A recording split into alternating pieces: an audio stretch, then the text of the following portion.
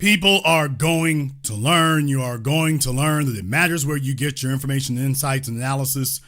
Folks, I've been telling you for years what was happening when everybody else was telling you it was exactly the opposite because their brains are stuck in 2005. Well, is it good enough now for you when the corporate media says to you what I've been saying the whole time? That Barack Obama is no longer the power broker here. As a matter of fact, he is now persona non grata, as you can see here from no less than NBC News. And there's a bunch of outlets saying the exact same thing, but no less than NBC News here. Obama world loses, not is losing, loses its shine in a changing, hurting Democratic Party. I've been letting you know for the longest damn time that all that ass kissing that Roland Martin does, it's like, buddy, you ain't even up to speed on it. You're not even kissing ass on the right people anymore. It doesn't mean what you wish it did mean. You desperate for it to mean something. It doesn't even mean that anymore. It's not 2012 anymore, people. It's not 2013. Obama was losing altitude in his second term. And because they haven't gotten anybody with any credibility together, they're desperately trying to convince you that, he still got it. No, he doesn't. I said this in 2020. I said in the 2022 midterms. I said that when Youngkin won governor of Virginia. I've been saying it the whole time. Well, now they're coming out with it. Subheadline: Obama White House and campaign alumni have been setting the course of the Democratic Party for years. After 2024, more Democrats want to see that change. In particular, after Jake Tapper's book, Original Sin, a New York Times bestseller that's pointing the finger at Democrats and at Obama. The Democrats are listless and are looking for folks to blame, and Obama is now in the crosshairs, and this will stick. The rose-colored glasses are off. No one is holding on to any illusions anymore. The rose-colored glasses are off. And now, forget image rehabilitation ain't coming. Says here, it says here, after Kamala Harris entered the presidential race last year, she reached out to Barack Obama's campaign alumni, Jim Messina, to help lead her White House bid. But when Messina shared news of the vice president's offer with a friend, he received a stern warning. Quote, I said, Jim, if you get involved with this, it'll be political suicide. Democratic mega donor John Morgan. What? We covered this before. For those of you who know Morgan and Morgan, the law firm that sues everybody, that's that Morgan. John Morgan. Now they're giving out more details. Now he's saying that you shouldn't support her. I'm like, okay, but wasn't you supporting her too? I mean, didn't you contribute to that? So I don't know, John. Is he rewriting history? I don't know. Don't sue me. Don't sue me. John Morgan, a longtime Harris critic, recalled of his conversation with Messina, who had served in Obama's White House and managed his successful 2012 re-election campaign. Quote, you're going to be a loser, and your whole shine is you're undefeated. Messina declined the job, and after Harris's loss to Donald Trump, it may not have been a bad move. David Plouffe, long hailed as the brilliant architect of Obama's 2008 victory, served in a key role in Harris's campaign and is now among those tagged with a devastating defeat. Quote, the shine's off Plouffe now. He was the golden boy, Morgan said. Now he's just an old broken down boy who lost big. Damn. Y'all, John Morgan is sitting on paper on top of paper. He is one of the Democrats' mega donors. He's one of the money cash cows. He doesn't have to hold his tongue for a damn thing. Now he's just coming out with the fists flying. Oh, he isn't holding anything back. David Plouffe was the golden boy. Now he's an old broken down boy. Oh, I mean, absolutely no mercy. Make sure that you all share this program here. Make sure y'all let folk know that we're on for this. Don't worry, it's just getting warmed up.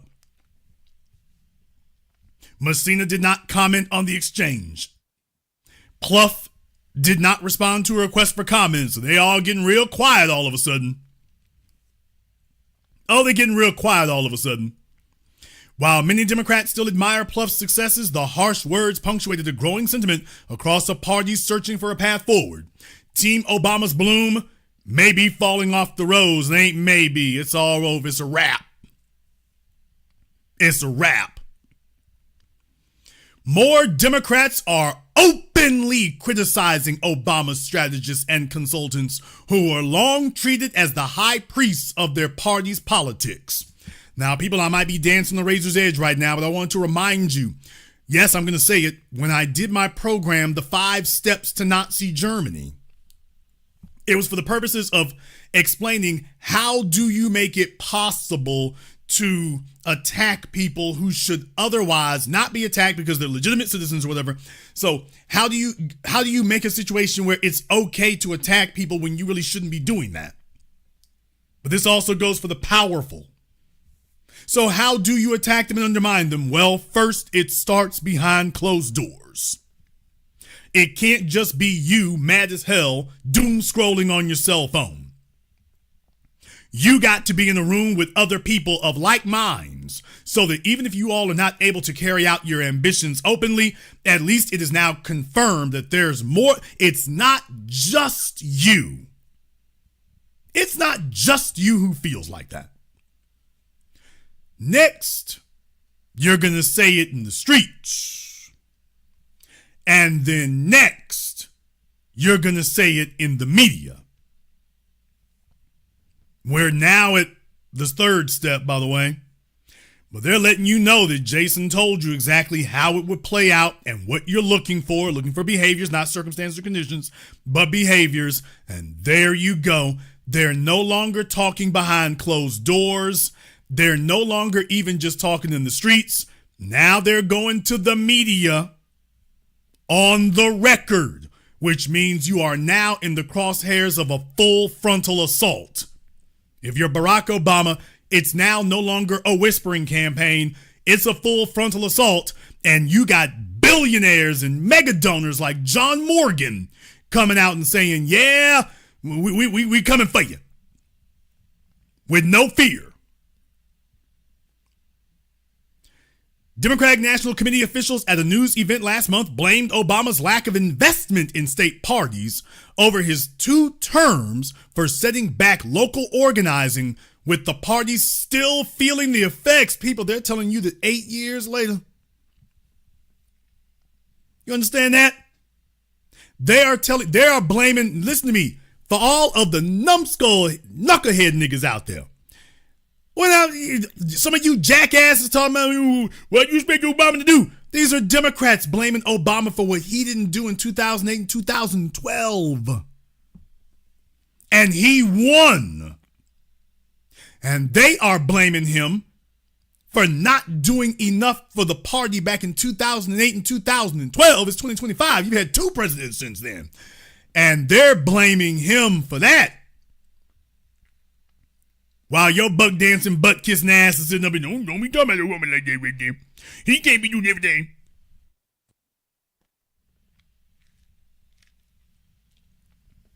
So do you understand? These other folk do not sit up here and they're not lenient like that.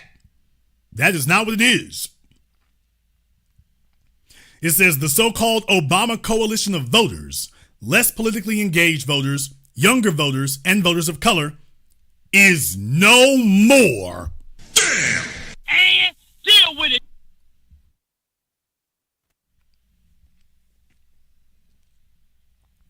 This is not Jason Black saying it.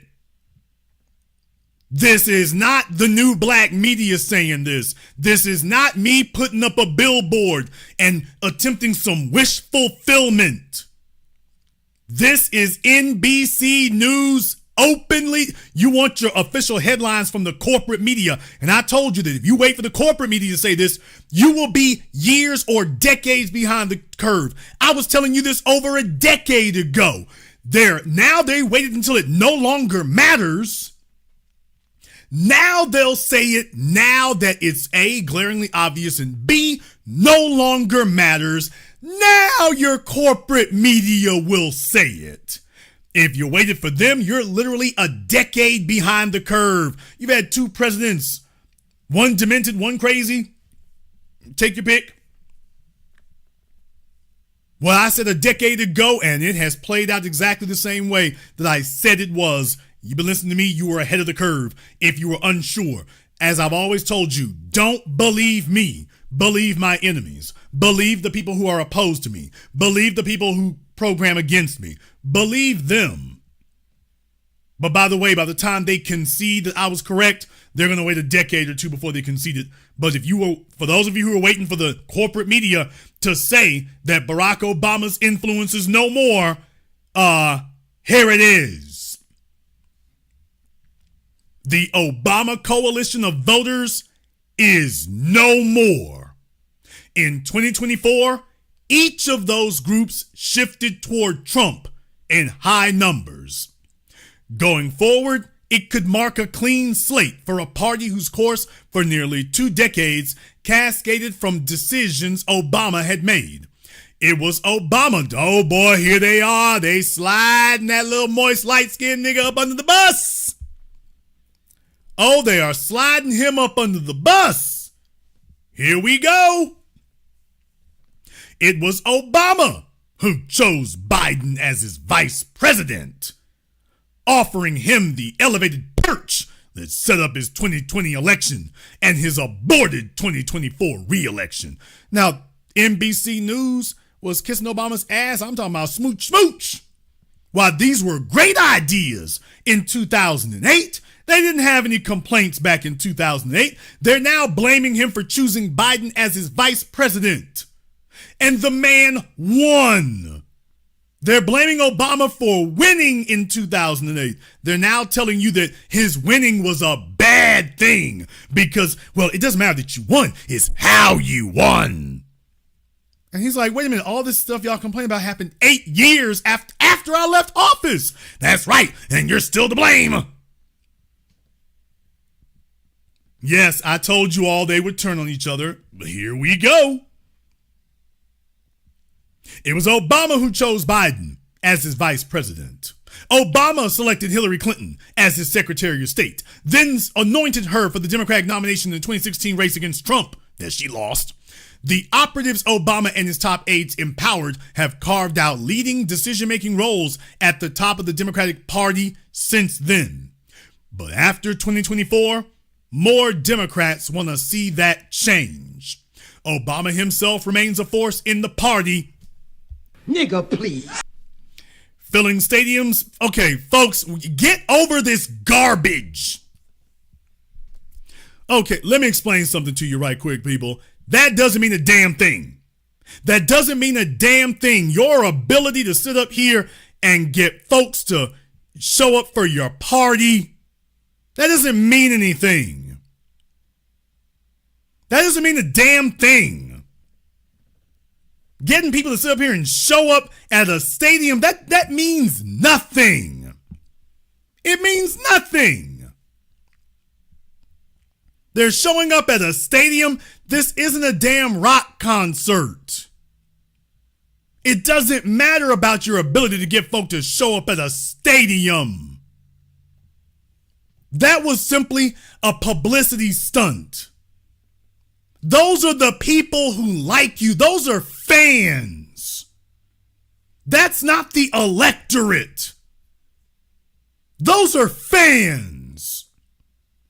Those aren't voters. This isn't about optics. This is about tactics, not optics.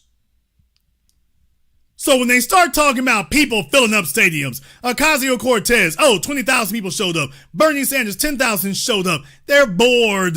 Those are super fans. Metallica can get 50,000 people to show up for a concert, and that won't get you elected mayor of any major city in America. Damn! No offense to James Hetfield and the crew. No offense. No offense. How'd that work for Beyonce? Beyonce could fill a stadium. Come show up to see me sit up here and stunt for Kamala Harris. How'd that work out? People, those are your super fans. Don't let this media sit up here and distract you with, ooh, look at all these folks show up at the stadium. Billy Joel can get 25,000 people to show up. Hadn't made an album in forever. Led Zeppelin can get 50,000 people to show up. This garbage about who can get folks to turn out to an arena. Those are super fans because they've turned politics into entertainment, which is what I warned you about going on 2 decades ago, not to fall for that. And sure enough, here they are still. Well, you know, I mean, folks showed up at the stadium. Yeah, they showed up at the stadium. They just didn't show up at the polls. They just didn't show up to vote. Obama himself remains a force in the party, filling stadiums and commanding the attention of major donors, not John Morgan. Not for anything good. Indeed, the DNC is in talks with New Jersey Governor Phil Murphy to host Obama for a fundraiser at his home, according to 2 people with knowledge of the planning, which is still in its early stages.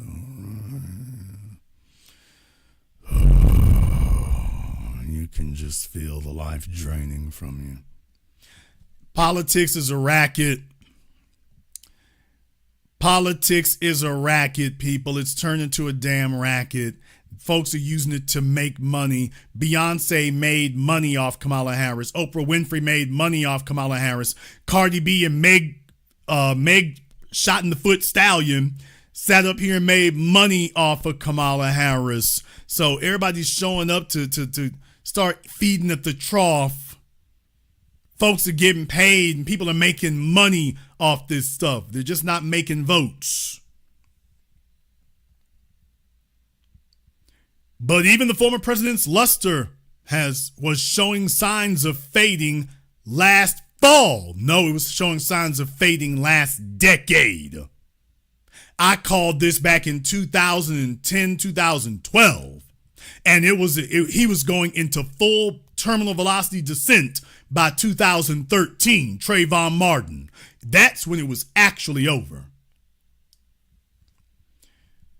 The former president's luster was showing signs of fading last fall, a phenomenon that threatens to persist as the next crop of young voters ages into adulthood. The reason why this is dangerous because the folks who are coming into adulthood now, they weren't there when Obama was the quote unquote first black president.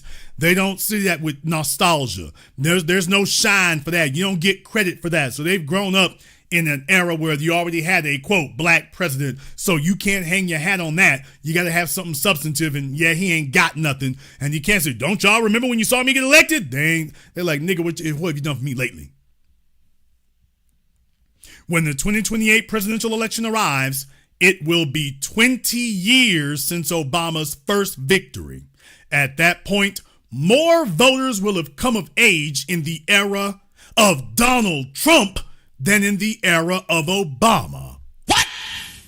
One of the challenges the Democratic Party does have is that there is nostalgia for the Obama era, but in terms of Barack Obama being in the White House and what that meant for the country and the style of leadership that we have, but also like the style of our politics, Mike Nellis, a Democratic strategist, said, quote, there's been a de-evolution of our politics over the last 10 years, and it's just a very different era. It's not the last 10 years, buddy. It's more like the last 15.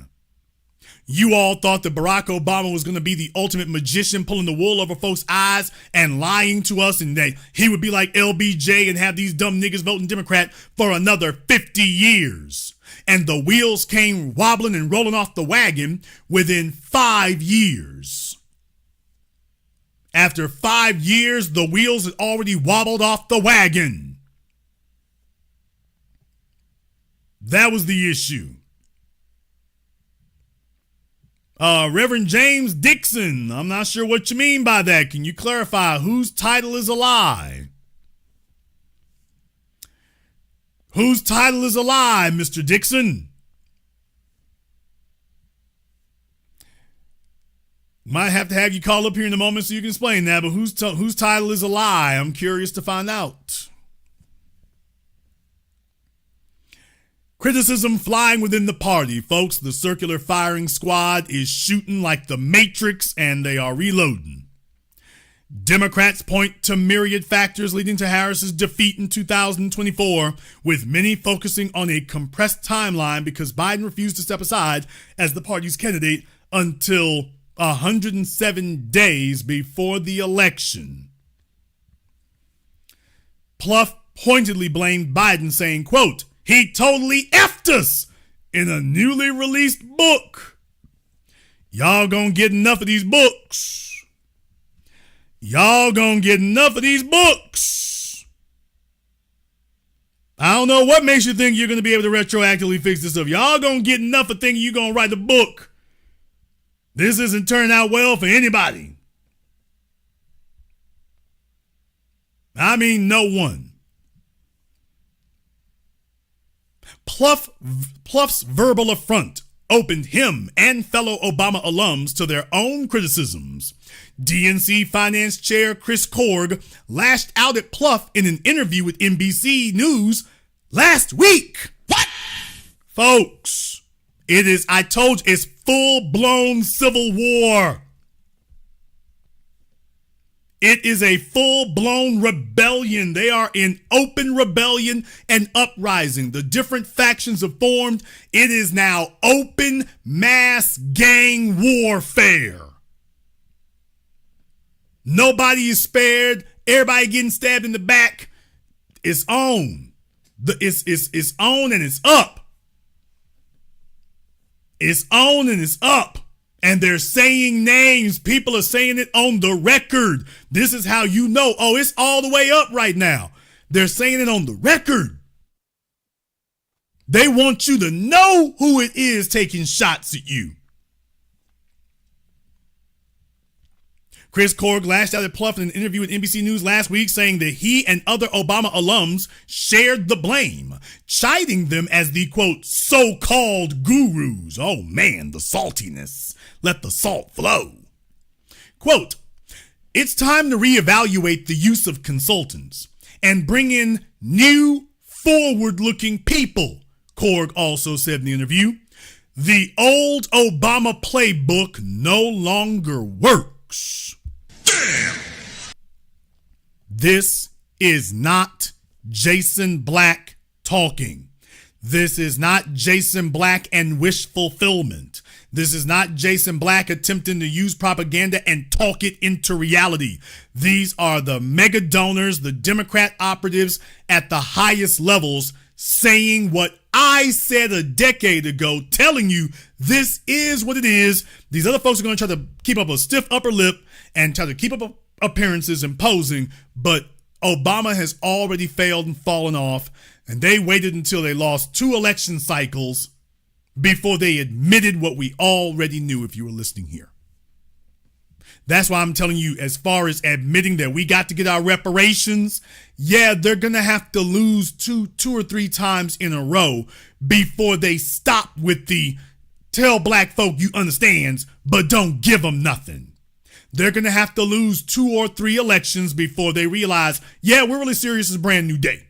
They're showing you that they're accepting it's a brand new day from Obama, but they're still hoping we know it's different, but you niggas can't really be that serious. We're going to try to wait you out. We're going to try to wait you out. But they're letting you know that as far as their basic election hopes, oh, the Obama era is dead. When they say the playbook is dead, they mean the Obama era is dead. He couldn't stop Trump from getting in the White House. He couldn't do a damn thing. The Obama era is dead. Jane Cleave, what a name. The Nebraska Democratic Party chair, a DNC vice chair, and the president of a national group of state party chairs said Democrats need to get back to the basics of investing in and listening to local stakeholders and organizers. She said this realization crystallized during the recent Omaha mayoral election when Republicans attacked the Democratic candidate on transgender issues. She said the party, quote, screwed up in 2024 by not pushing back on those attacks on candidates up and down the ticket. No, you screwed up by defending that position. That's a bad policy position. Just because most of you are fantasizing about going to Epstein Island, that doesn't mean the rest of the country is. It's a bad position. This time she said she knew whom to get into a room to tackle the issue. Quote, I didn't contact the Pod Save America guys or a New York press firm to say, how do I handle this, Cleve said. Our team literally got into the conference room at our state party office and said, quote, let's throw out ideas on how we can push back on this because we're not going to let them take down John Ewing on this bull crap again.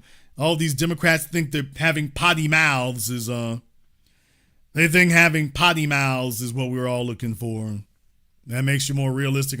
It's a mayoral election, baby. She's acting like the mayoral election is like that's a Senate race. The mayor of Omaha. We were able to hold the mayor of Omaha. This is how desperate it's gotten over there. Hey, look, we won the mayor of Omaha. Oh, please. This is the brain trust that you need to listen to going forward? Yeah, stop listening to Obama and listen to these people. They went basic, flipping the script in a new ad. Mayor John Stewart was, quote, focused on potties. Democrat candidate Ewing was focused on fixing potholes.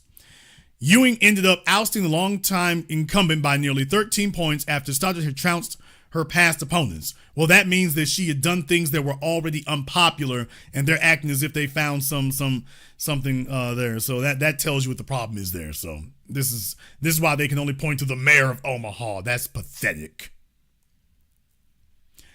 As far as she's concerned, by the way, and she's still potty mouth up here. Talk about potties. How about the potty mouth here? Your Democratic chair of Nebraska. The reality for state parties on the ground is that we don't give a S about what camp a political consultant cut their teeth in. So basically you got Cardi B being a political consultant, basically. Waiting for this chick to put on her G-string slingshot and talk about her sex habits. As far as she's concerned, she said she welcomes any and all Democrats, those who work for any Democratic president and beyond, to be in the room. They're still quoting her for what? Okay, this is just filler. Our party is looking at these philosophical questions and missing the point that we need to trust the people in the states who are on the ground, who are constantly in touch with voters, and just let this intra-party fighting and whose camp is better, let it go, Cleve said. I want them all at the table. Okay. Go ahead and go listen to Granny here. Other Democrats echoed the sentiment. One longtime Biden ally, Steve Scalise, who also worked on Obama's presidential campaigns, specifically defended Pluff's contributions to the party. Quote, David is one of the sharpest guys around. I was grateful he stepped up and joined the campaign, and anyone who thinks his voice isn't needed, quite frankly, is an idiot. Taking shots at John Morgan, all right. David has also been clear-eyed about what we need to do going forward. He's done enough in his life that he has earned the right to take his ball and go home. But for one, I am glad he remains engaged. Chuck Rocha, who worked on Bernie Sanders' 2020 presidential bid,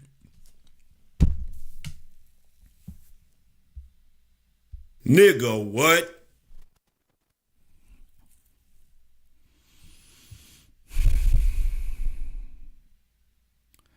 So David Pluff, who worked on Kamala Harris's campaign, loser. Chuck Rocha, who worked on Bernie Sanders' campaign, loser. This is who we need to listen to. This is who NBC News went to go get. They went to go get them. All right. Most of these same consultants have locked in these candidates before they ever announce.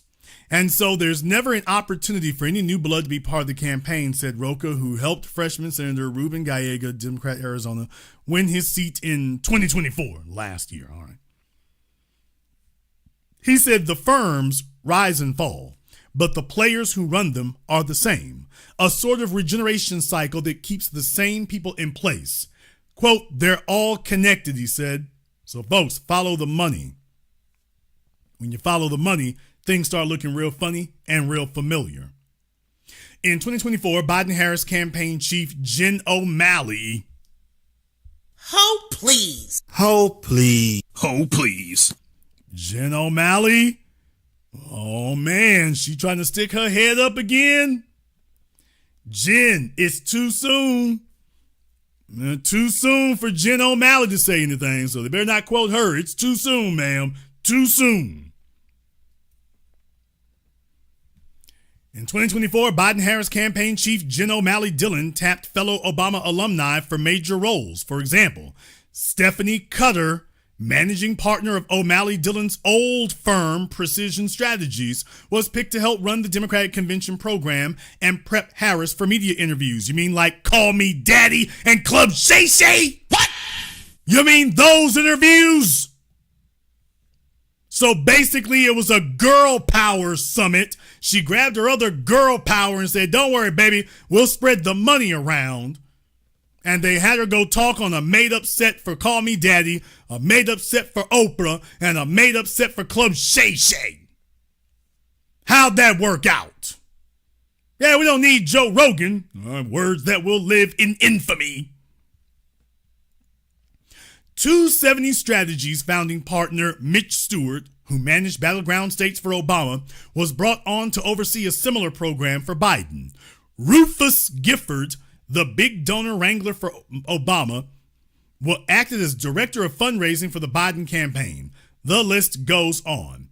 Okay, and this was Jen O'Malley. All right.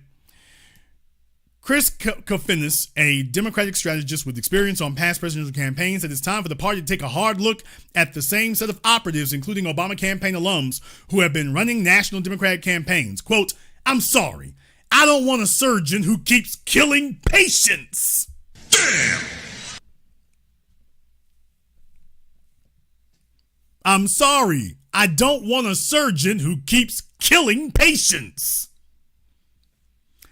Some victories, he noted, are a reflection of the skills of the candidate rather than the operatives around them. Quote, it's pretty easy to win with a guy like Obama, Kofinis said, adding the Democrats tend to put too much emphasis on experience when they hire operatives rather than, quote, whether they're any good at their jobs.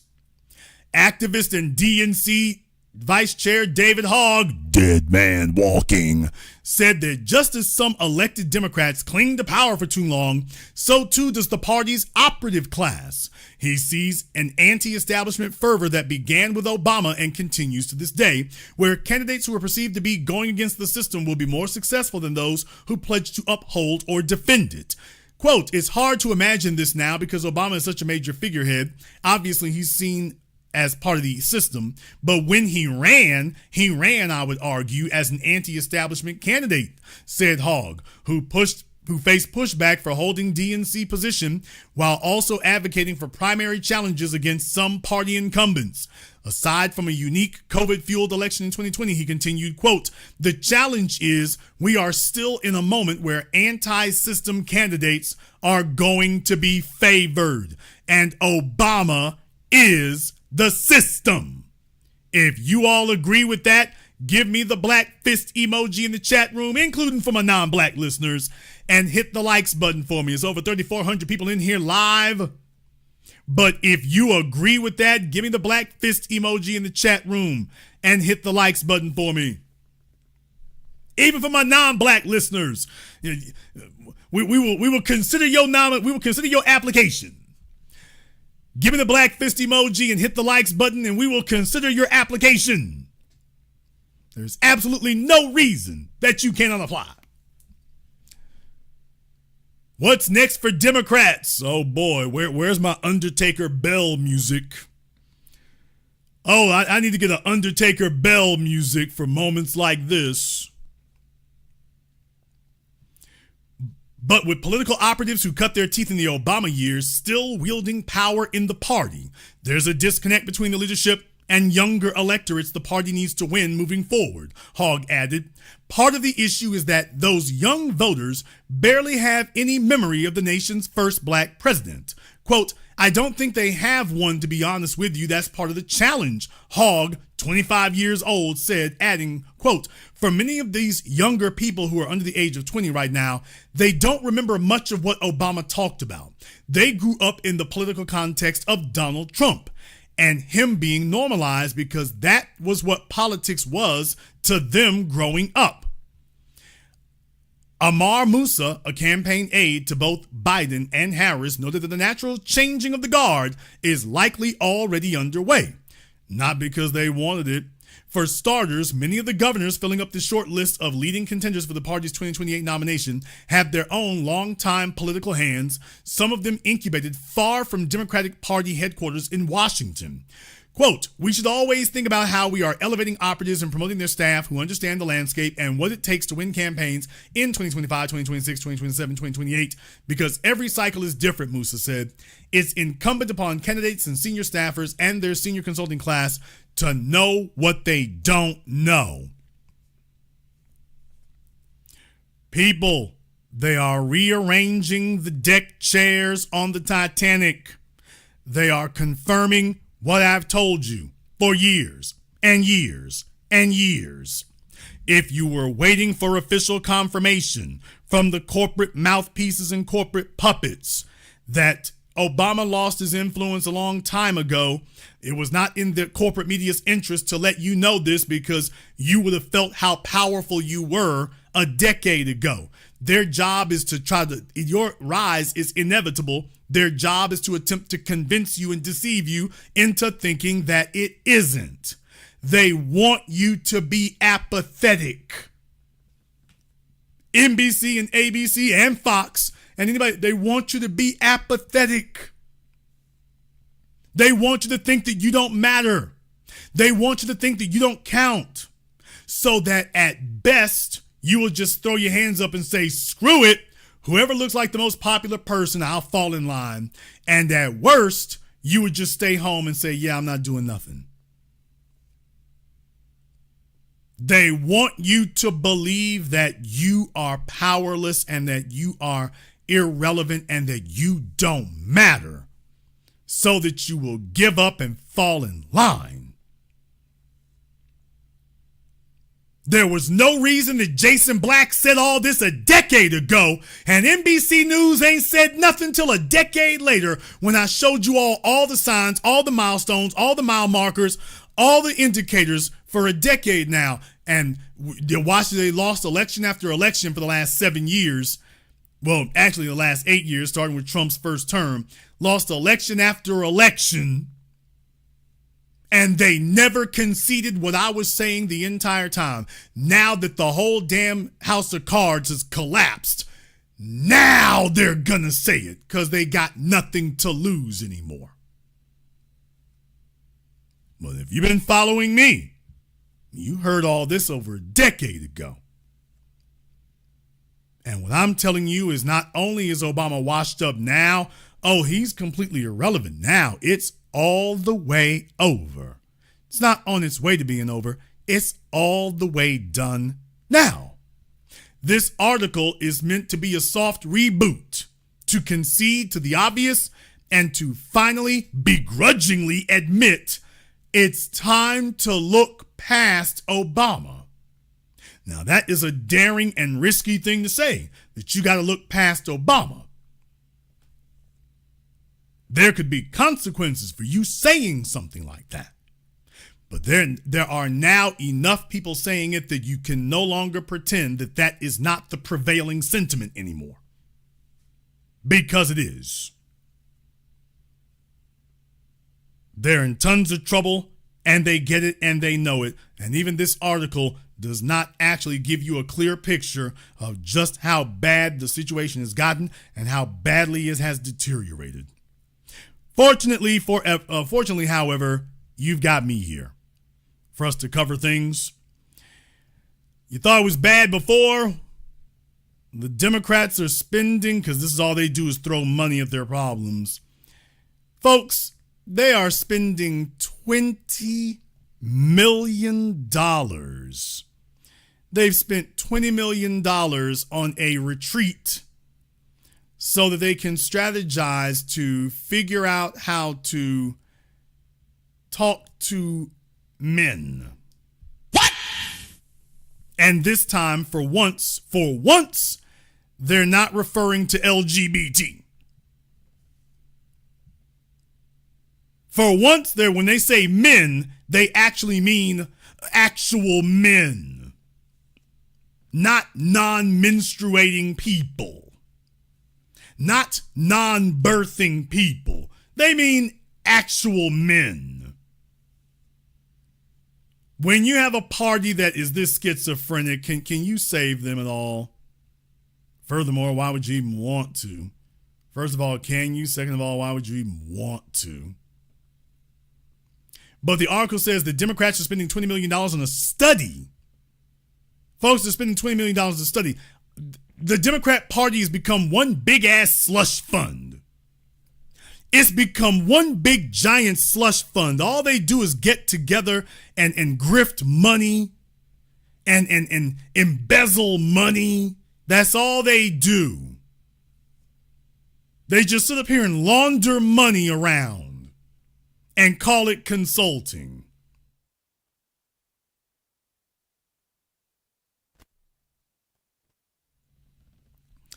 Democrats are spending $20 million on a study examining how to speak to American men after losing ground with the demographic during the 2024 election cycle, the New York Times revealed. Quote, speaking with American men, also known as SAM, a strategic plan, is a $20 million project crafted by Democrats to study the syntax, language, now this I'm quoting now, crafted by Democrats to, quote, study the syntax, language, and content that gains attention and virality in these spaces, end quote, of male voters, the Times reported Sunday. People, they're talking about us. What? They're talking about us. Remember a few weeks ago when we were taking a look at where Kamala Harris was spending money? Remember their LGBT YouTubers wearing their neon colors? Remember that? See, that's where they've been sending their money to. They've been sending their money over there. And those people's syntax, language, and content, that doesn't get any male's attention. So they've been spending their money over there.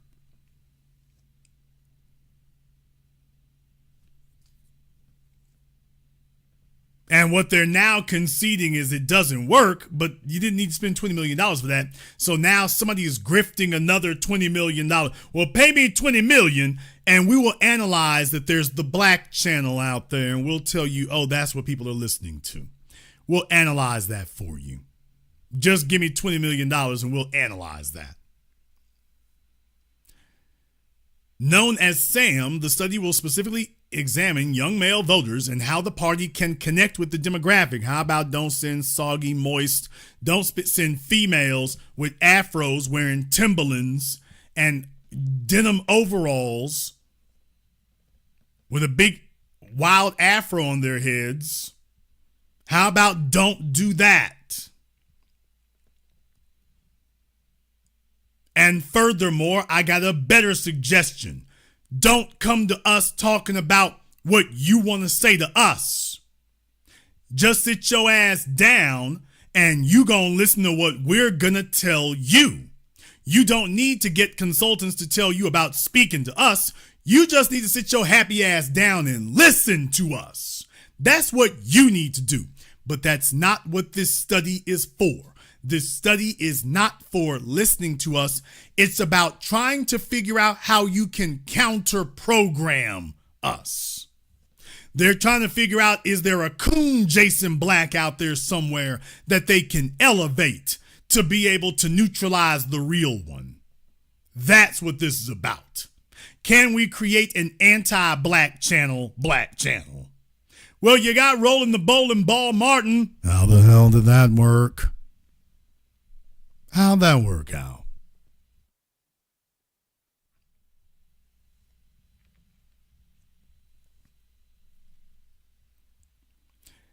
Says here that additionally, the study advised rolling out pro-Democrat ads in video games. What? Nigga, what?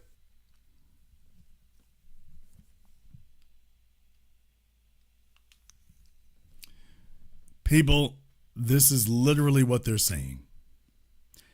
They're telling you that the missing link is that, well, you're not, where's your audience? Oh, they're playing video games. Let me explain something to you right now, Jack. You talking about some teeny boppers, or you talking about some unemployed niggas that ain't getting nothing done. Men who are out here making things happen, we ain't playing video games like that.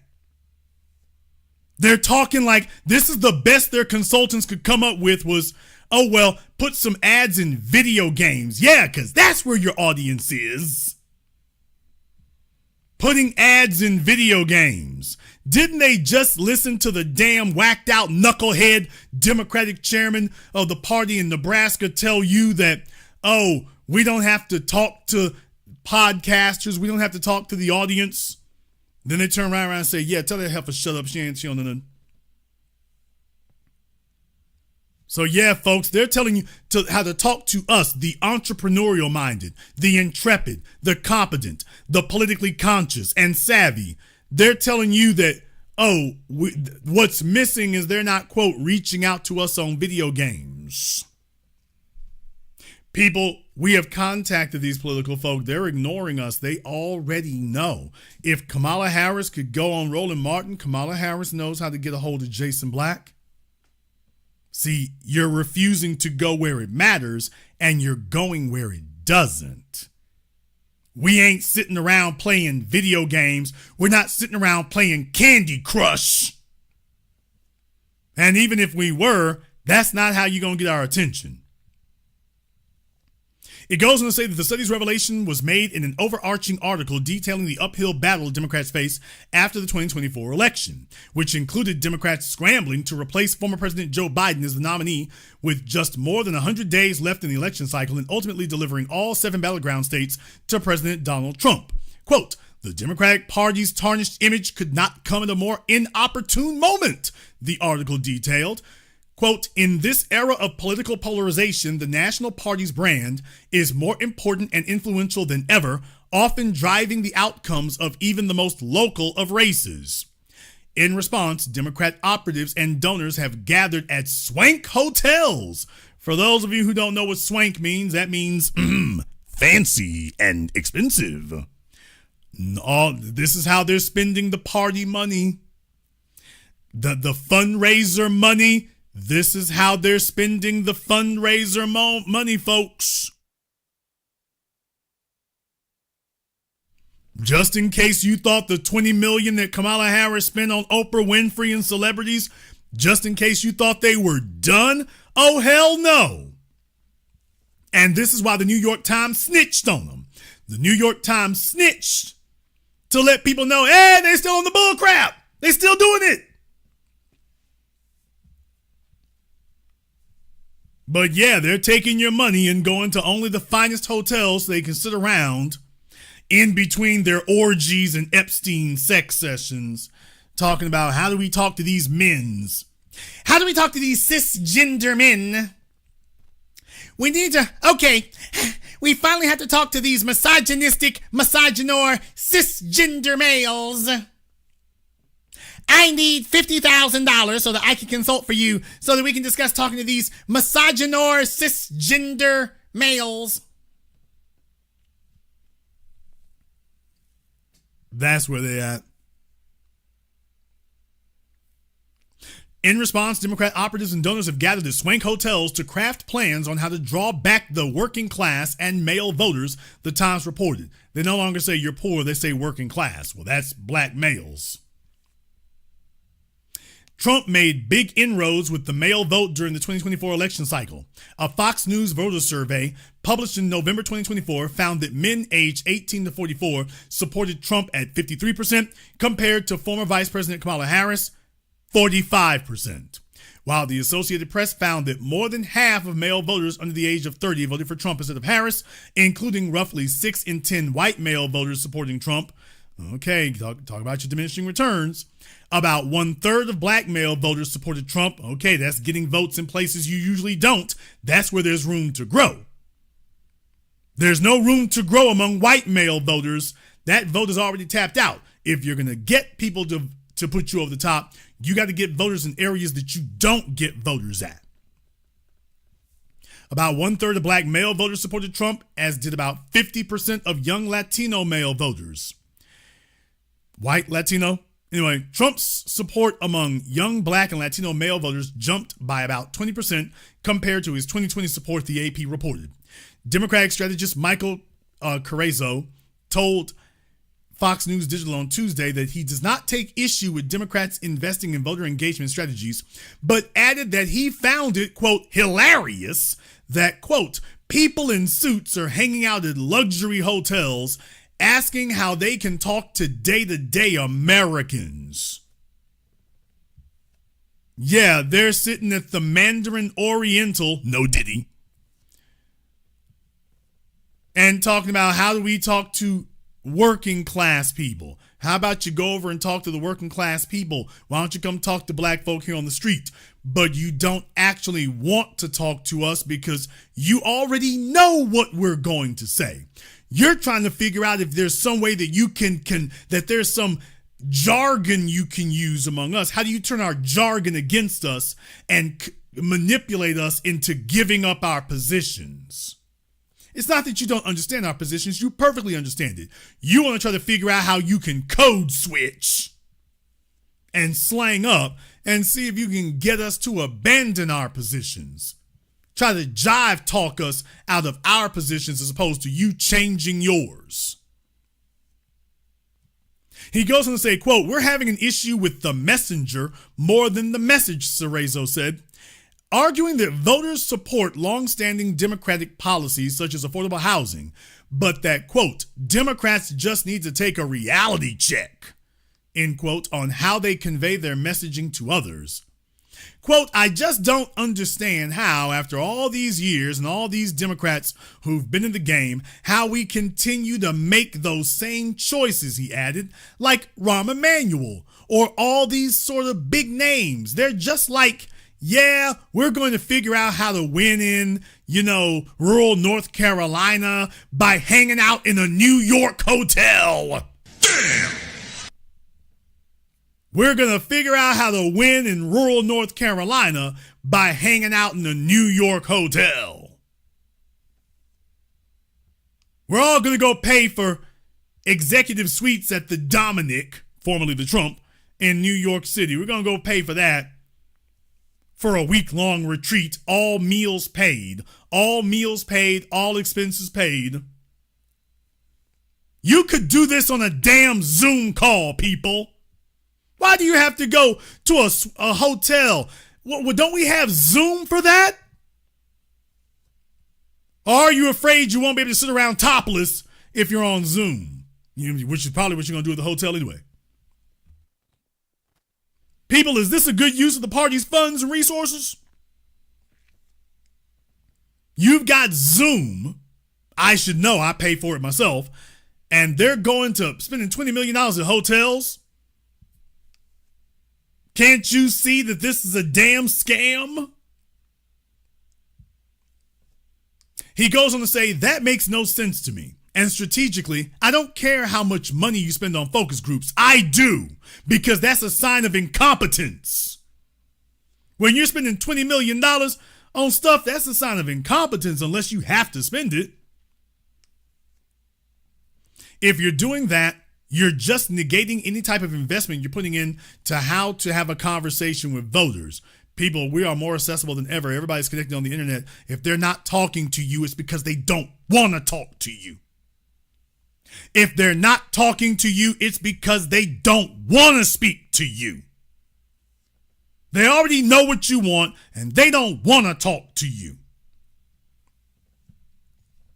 Democrats spending millions studying American male, quote, syntax sparked condemnation from conservatives and Democrats alike on social media, Fox News Digital found. Quote, Democratic donors treating men like an endangered species on a remote island they need to study probably won't rebuild trust.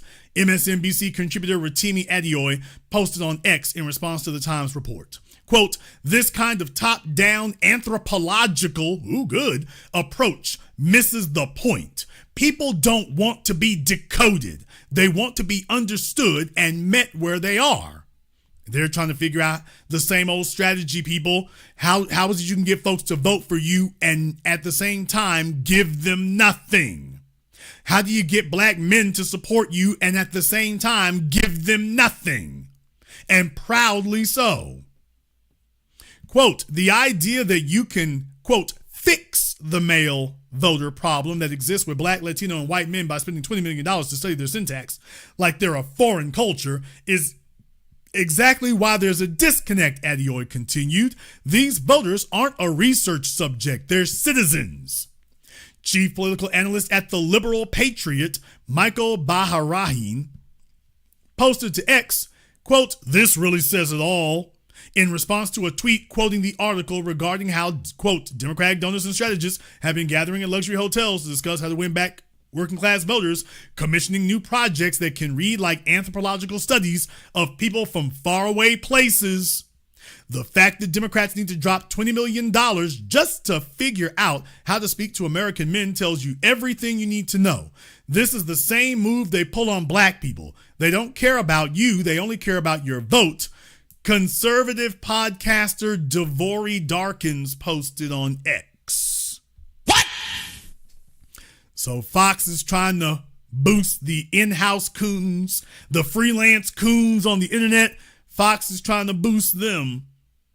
So you see that's what you get. You get billion-dollar corporations that will turn you into a $1 million media influencer. So they didn't bring up Devori out of nothing.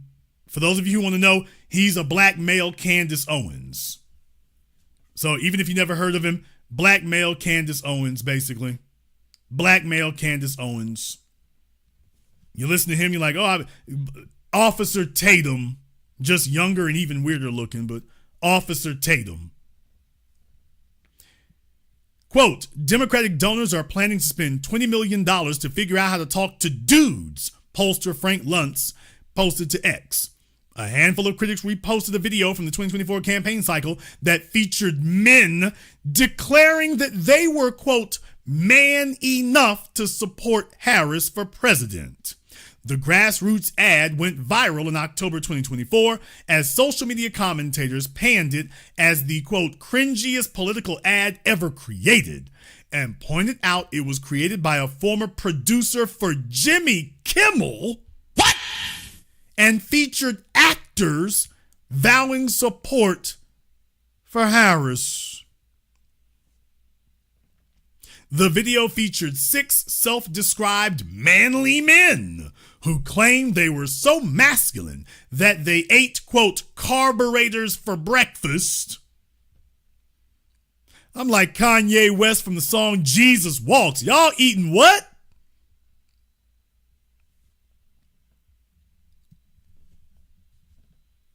I had a Kanye West moment from Jesus Walks. Y'all eat what? You eating what for breakfast? No wonder you're at that hotel for $20 million. You just hungry.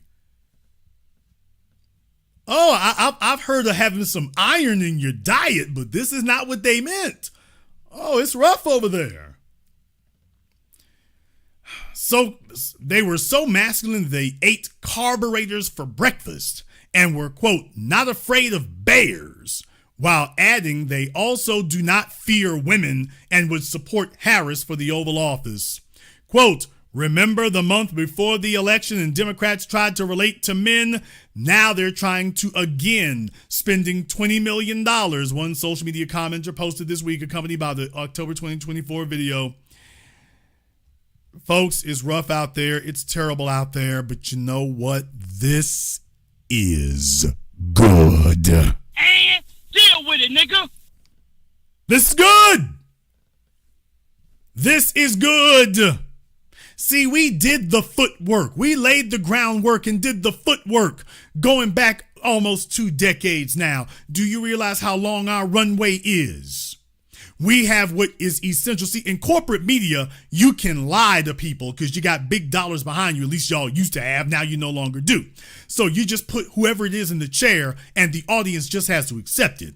In the freewheeling, freestyling, free-for-all arena of intellectual gladiatorial hand-to-hand combat, which we have been experts in the special forces in the field now, going on 2 decades, we are veterans at this.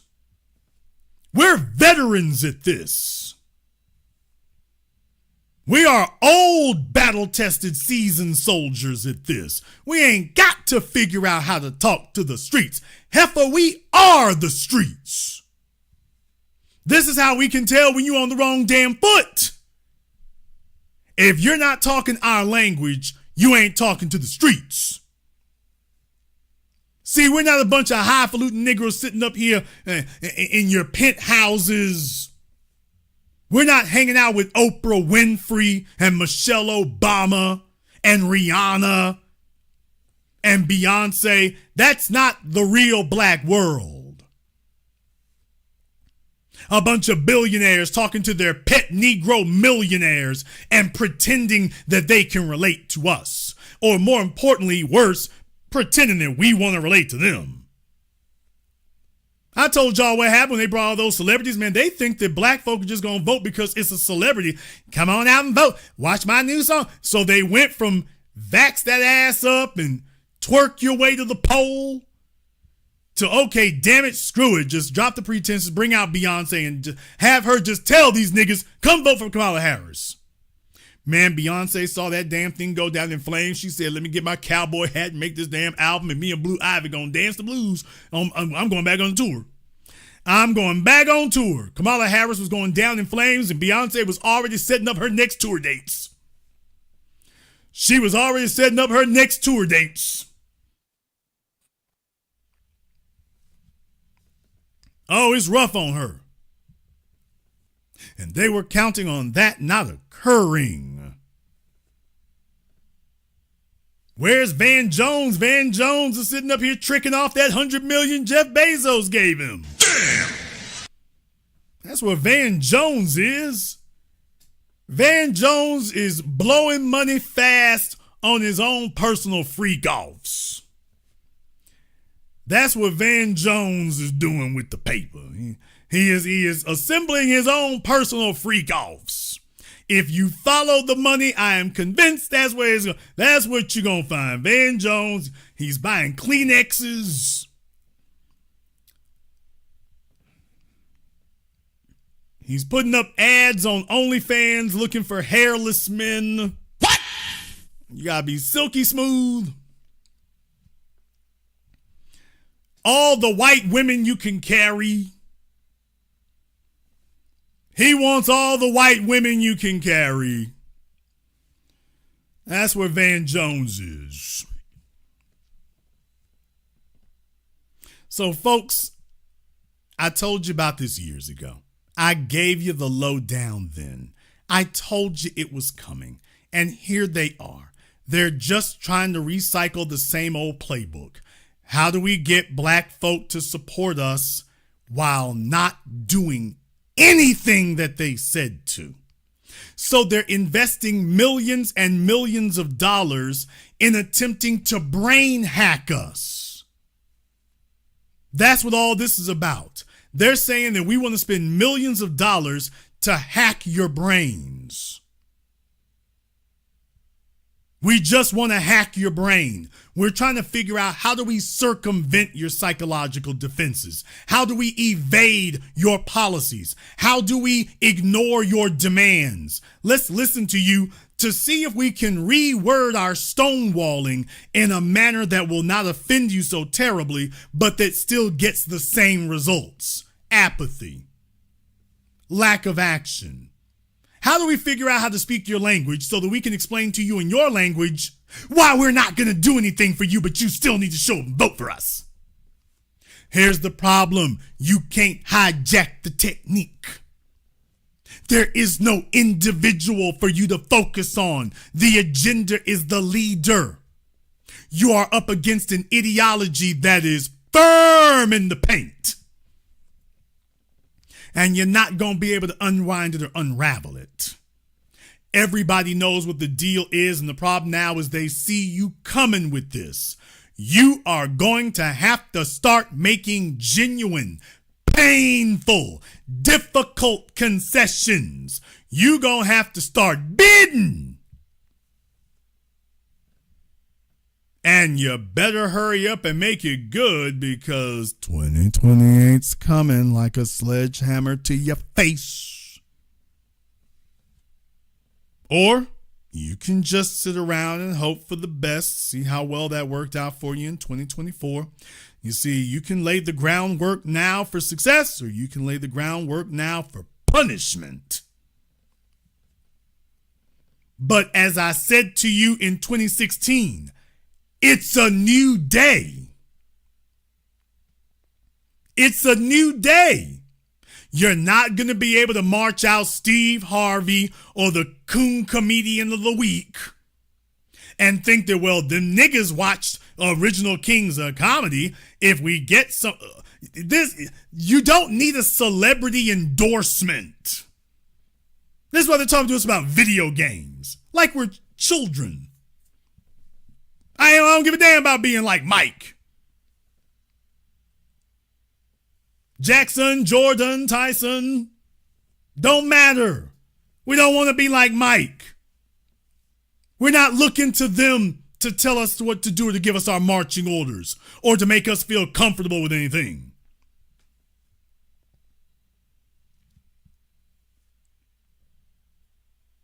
They're still desperately trying to find a celebrity endorsement, as if that will circumvent our strategy and our policy and our principles. Well, if we just get Beyonce to talk to you, that'll get you to stop demanding what you've been demanding. Because don't you want to have Beyonce pat you on the head and tell you how swanky you are? How swaggy you are? Then it didn't work. Obama's done, people. It's done. Stick a fork in him. It's over. He needs to go back to Epstein Island and just chill. Go back to Epstein Island and get your S&M thing on. Michelle Obama don't even want you around no more. She's doing her podcast dissing you every damn week. Nobody's waiting for Barack Obama to come back and galvanize the troops. He doesn't have any troops to galvanize. Because of all the people who don't know how to talk to us, he's at the top of that list of people who don't know how to talk to us. The problem for Barack Obama is that if he attempted to sit down and talk to us, we would simply start going over his greatest hits of his losing record. What about Eric Garner? What about Trayvon Martin? You didn't prosecute no damn body. What the hell? He doesn't want to be interrogated about his shameful record. He wants you to dismiss all that and look going forward. We're like, okay, y'all need somebody else to tell that line. You can't do it, buddy. You don't have the credibility to tell us to do that. You ain't got it. So what Jason Black told you has come to fruition exactly the way I said. It's over. They're done. They're done. That's a wrap. It's through. It's through. They're not on their way to losing it. They already have. Getting Barack Obama to come out and dance the Dougie or sing some Al Green, That ain't what folks are waiting on. Nobody is waiting for him to come back and entertain us, because ain't a damn thing funny about his term in office. Nobody's looking to make jokes with him. We're not laughing about Barack Obama's administration. That was a damn atrocity, and we're not laughing about it. However, you might disagree. You might have a completely different perspective on that. Where is Reverend Dixon, by the way? You might have a different perspective on that. You might see it differently. You might want to let us all know that actually things are a lot better than that. And by the way, we should be grateful to Obama. Maybe that's you. And if that is, this will be your opportunity to go ahead and weigh in on the Zoom. You will have your chance and your opportunity to do that. If you so choose. That's up to you. So we'll go ahead and get that up for you here. In the meantime, I want to thank everyone who's contributed to tonight's program on PayPal, Super Chat, Venmo. Shout out here to my man, Mr. Richburg. Thank you very much for your support tonight. To my man, Mark B. Andrew L. Thank you very much for your support. We appreciate that. Shout out here to my man, Third Eye Open. Thank you, Soul Brother, for your analysis and perspectives. Thank you as always. We appreciate that. We're going to take a very brief commercial, non-commercial break. When we come back, we'll give you your opportunity to weigh in on this and more. This is the Black Channel. When you visit MrBeTheTeacher.com, you can get a copy of his award-winning book, Guidelines for the Successful Student. While you're there, grab one of his newest tunes along with fun and educational lyric videos. Never give up, don't worry, never give up, study. In order to times 1 is 2, 2 times 2 is 4, 2 times 3 is 6. 2 Now swap names, he, she, they, and we. Simplify the satanic divides as the father and guide. Money multiplies and shares of what they buy. You can also acquire his tutoring services via varsitytutors.com or tutor.com. If you wish to speak to Steve Burgess directly, you can do so through MrBeTheTeacher.com. The Honey Badger and the Mongoose is a children's story for the family of how a honey badger and mongoose fight an evil alliance of venomous cobra snakes and hyenas that overhauls the balance of the savannah. The Big Five. The honey badger demands reparations. Will the Big Five give the honey badger reparations? Can the evil alliance of cobras and hyenas be stopped? The best new price for the hard and soft cover is at www.thehoneyBadgerandthemongoose.com. You can also find this book at Amazon, Audible, and Kindle.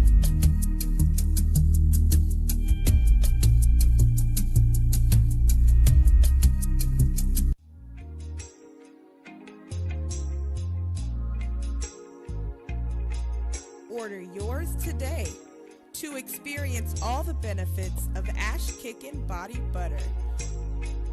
With skin so smooth and soft, you'll thank us for it. Shop Ash Kickin' online. That's ASHKICKIN.com.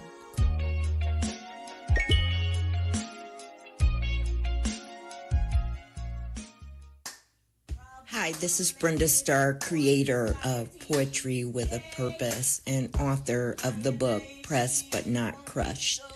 Pressed But Not Crushed is an anthology of political poems that address current and historical issues in American descendants of slave population and African American population. The book describes slaveries and its residuals, Jim Crow segregation, social depredation, and other relevant issues to American descendants of slaves and African Americans, including the current political climate that does not address our issues. This is the Black Channel. I am your host, your brother, your humble servant, the Black Authority. Very glad to be with you all here this evening as we are discussing the corporate media finally conceding what you heard from this microphone years and years ago. Yes, I am going to keep beating this through to remind you so that you don't get distracted and confused and misled. See, there were a lot of boneheads back in 2020 talking about, Jason, you was wrong. And I didn't say anything of the sort. I didn't say who was going to win in 2020. But Jason, you was wrong. Trump lost, Biden won. Obama wins, baby. It's the good old days. They back running it. I never missed a beat. I didn't change a thing. I said it right then. Y'all can go back and listen to the program. That Sunday after Biden won the election, you can go listen to the program. What'd I tell you? I told everybody here, I said, this is great. This is great. This isn't good. This is great. You just took all the pressure off of us. All of that. We don't have to prove anything. It is now incumbent on those of you who sucked up and kissed ass and said we need to vote for Biden. Now you all have to prove that Obama's administration was a fluke. And that they really are 10 toes down for us over there, the Democrats. Now you all have to prove that. You have no excuses. Democrat president, Democrat Congress, Democrat Senate. Y'all should be making it pop off now. And I said, because now, if you don't get the job done, if you all start that stalling and bull jiving you were doing before, you're going to lose everything. I said it in 2020, right after Biden won the election. I said, you do understand that if Biden repeats what Obama did, you're going to lose even worse next time. And I'll be damned. Well, here we are. Here we are. And you don't see any of the people who were talking in 2020. You can't find them today with a private detective and an internet search. And Barack Obama's time as being of any influence and consequence is officially over, because I said 8 years ago that his name was poison. When Ta-Nehisi Coates talked to him about reparations, and he said, well, you know, folks just need to wait. And things don't come quickly. They're coming for you and your daughters quickly. Well, the rest of y'all just need to wait. I said then, Obama is done. It's already over. His name is poison. His name is dirt. He came back in 2020. He couldn't get Hillary Clinton over the finish line in 2016. Came back in 2020. He was a non-factor. 2022, he was getting laughed and kicked out of the room. 2024, welcome to the eulogy. Welcome to the eulogy. And that's where it is. Let's go ahead and jump over here on Zoom. Let me see if I can get Adrian up here on Zoom. All right, we got Adrian here on Zoom. Adrian, what's on your mind? I'm coming out of Lithonia. So you had mentioned Kamala Harris being able to contact you and everything. So my question would be, if they did contact you and ask you to go on national television, would you physically appear there? Because I feel like that would be a strategy for them to use to kind of like, you know what I'm saying? But that's my question. Would you really go out there if they asked you to go national? Or would you, yeah. I mean, would I? Sure, I'd have no issue doing that. Will it happen? No, it won't. But here's the thing. This is not about, you know, having some debut or having some event. I would not want that kind of thing because I wouldn't want the subject to be me. I want the subject to be what I asked. I want the subject to be what I talked to him about. So my apprehension would be, they would try to twist it and make it where all of a sudden folks are talking about Jason showed up. It's like, and that's what you don't want. So I don't want to have some media event for me because it's not about me. It's about the people. It's about the people. But here's the thing about it. You don't have to talk to me for no 30 minutes. That's the other issue. This is not an hour-long damn conversation. Brother, when you went to Walmart, how long did you talk to the checkout girl? She was like, you rolled up with a damn basket full of groceries. Nigga, if you don't slip that credit card. She's like, would you come here to pose for the gram? If you walked up in here with a buggy full of merchandise, the only thing you can do at the damn cash register is pay for it. And that doesn't take an hour. Now, I've been in some Walmarts with them old folks sitting up there about 20 minutes. I'm like, oh, Lord, is they having a seizure in front of the self-serve checkout thing? But, brother, that doesn't take no hour of conversation. Think about the last car you bought. I don't know, maybe you never bought one, but think about the last car you bought. How much conversation did that require? I mean the actual conversation before it's time to pay money. How much conversation did you have to do? See, this is how they get us running around. You can't name the Jewish personality that Barack Obama or Kamala Harris talked to for an hour. You can't name them. You know why? Because they walked up to Jewish folk and said, we know what you want, here it is.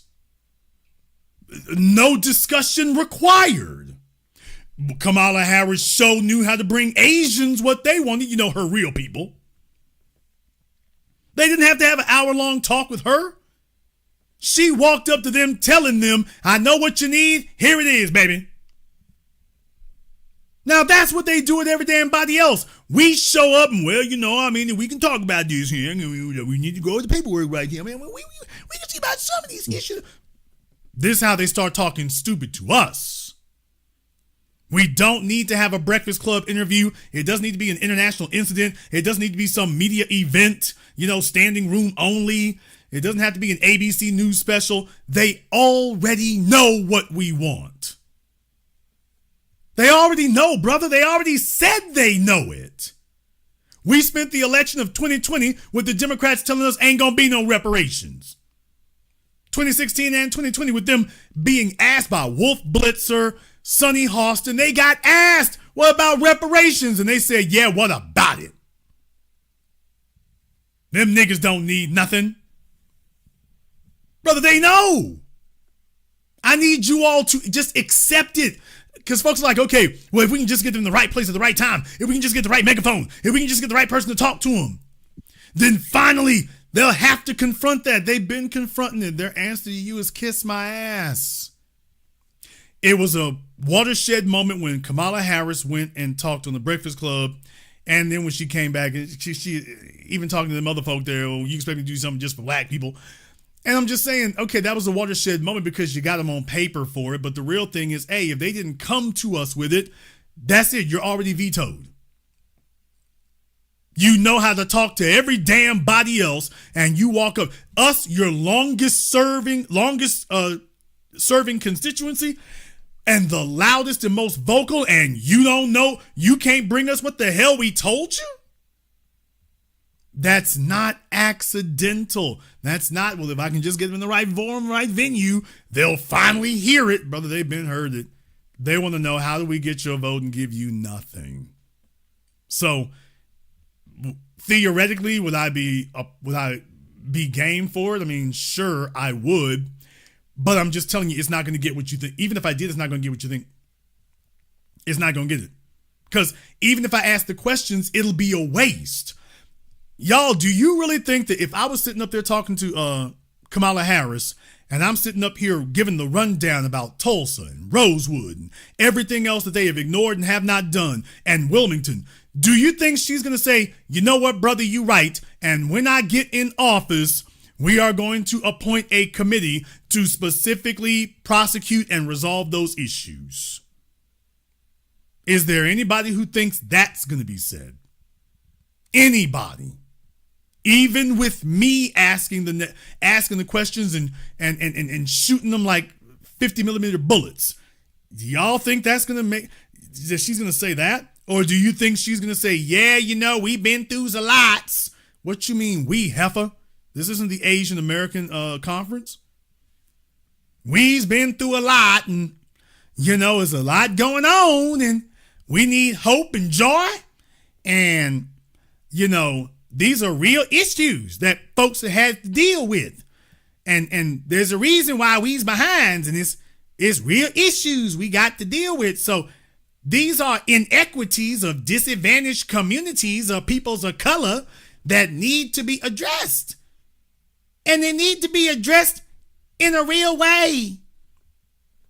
So me and Doug, last night when we were eating tofu, we were talking about that. And he said, we need to do something. And as your president, I am going to give you a seat at the table. The folks who know this need to have a seat at the table. So we can talk about this and discuss what needs to be. Brother, do you realize that's the damn babble we'll get? Giving you, I'm doing that for a reason, folks. You do realize that is real language that they really used, right? Remember when Jim Clyburn was asked, well, Jim, what do you want Biden to do? Well, I just want a future for my kids and my grandkids, and so they would have all their opportunities and grow up free and be able to shop at Trader Joe's, and their Netflix account won't get canceled. And that's what he said. That's what he said. Black folk got real issues, and he talking about, well, I just want my kids and grandkids to grow up good and be able to do what they want to do and hang out at Club Med. That's what they said. We don't have internet. We don't know how to use computers, but Well, my thing about it is, brother, is that's what we get hit with. We get hit with that. That's what we get. Thank you very much for giving us a call. That's what we get hit with. So, folks, if they're going to give you the metaphor talk, we need a seat at the table, and we need to have a timeout, and we need to have a get-together, and, we need to come together as a people and a nation, or you think we're going to bring all 300 million damn people to Washington? We don't need to come together as a nation. We need for you to get off your ass and do what we told you to. And stop making excuses. You already know what we want. So I would actually be offended if I had to hold such a forum, because I'm like, okay, I don't want to talk to you. I don't want to talk to you. I don't want to talk to Obama. I damn sure don't want to talk to Kamala Harris. And absolutely won't talk to Joe Biden. I mean, if I did, I'd have to use sock puppets or sign language. Damn.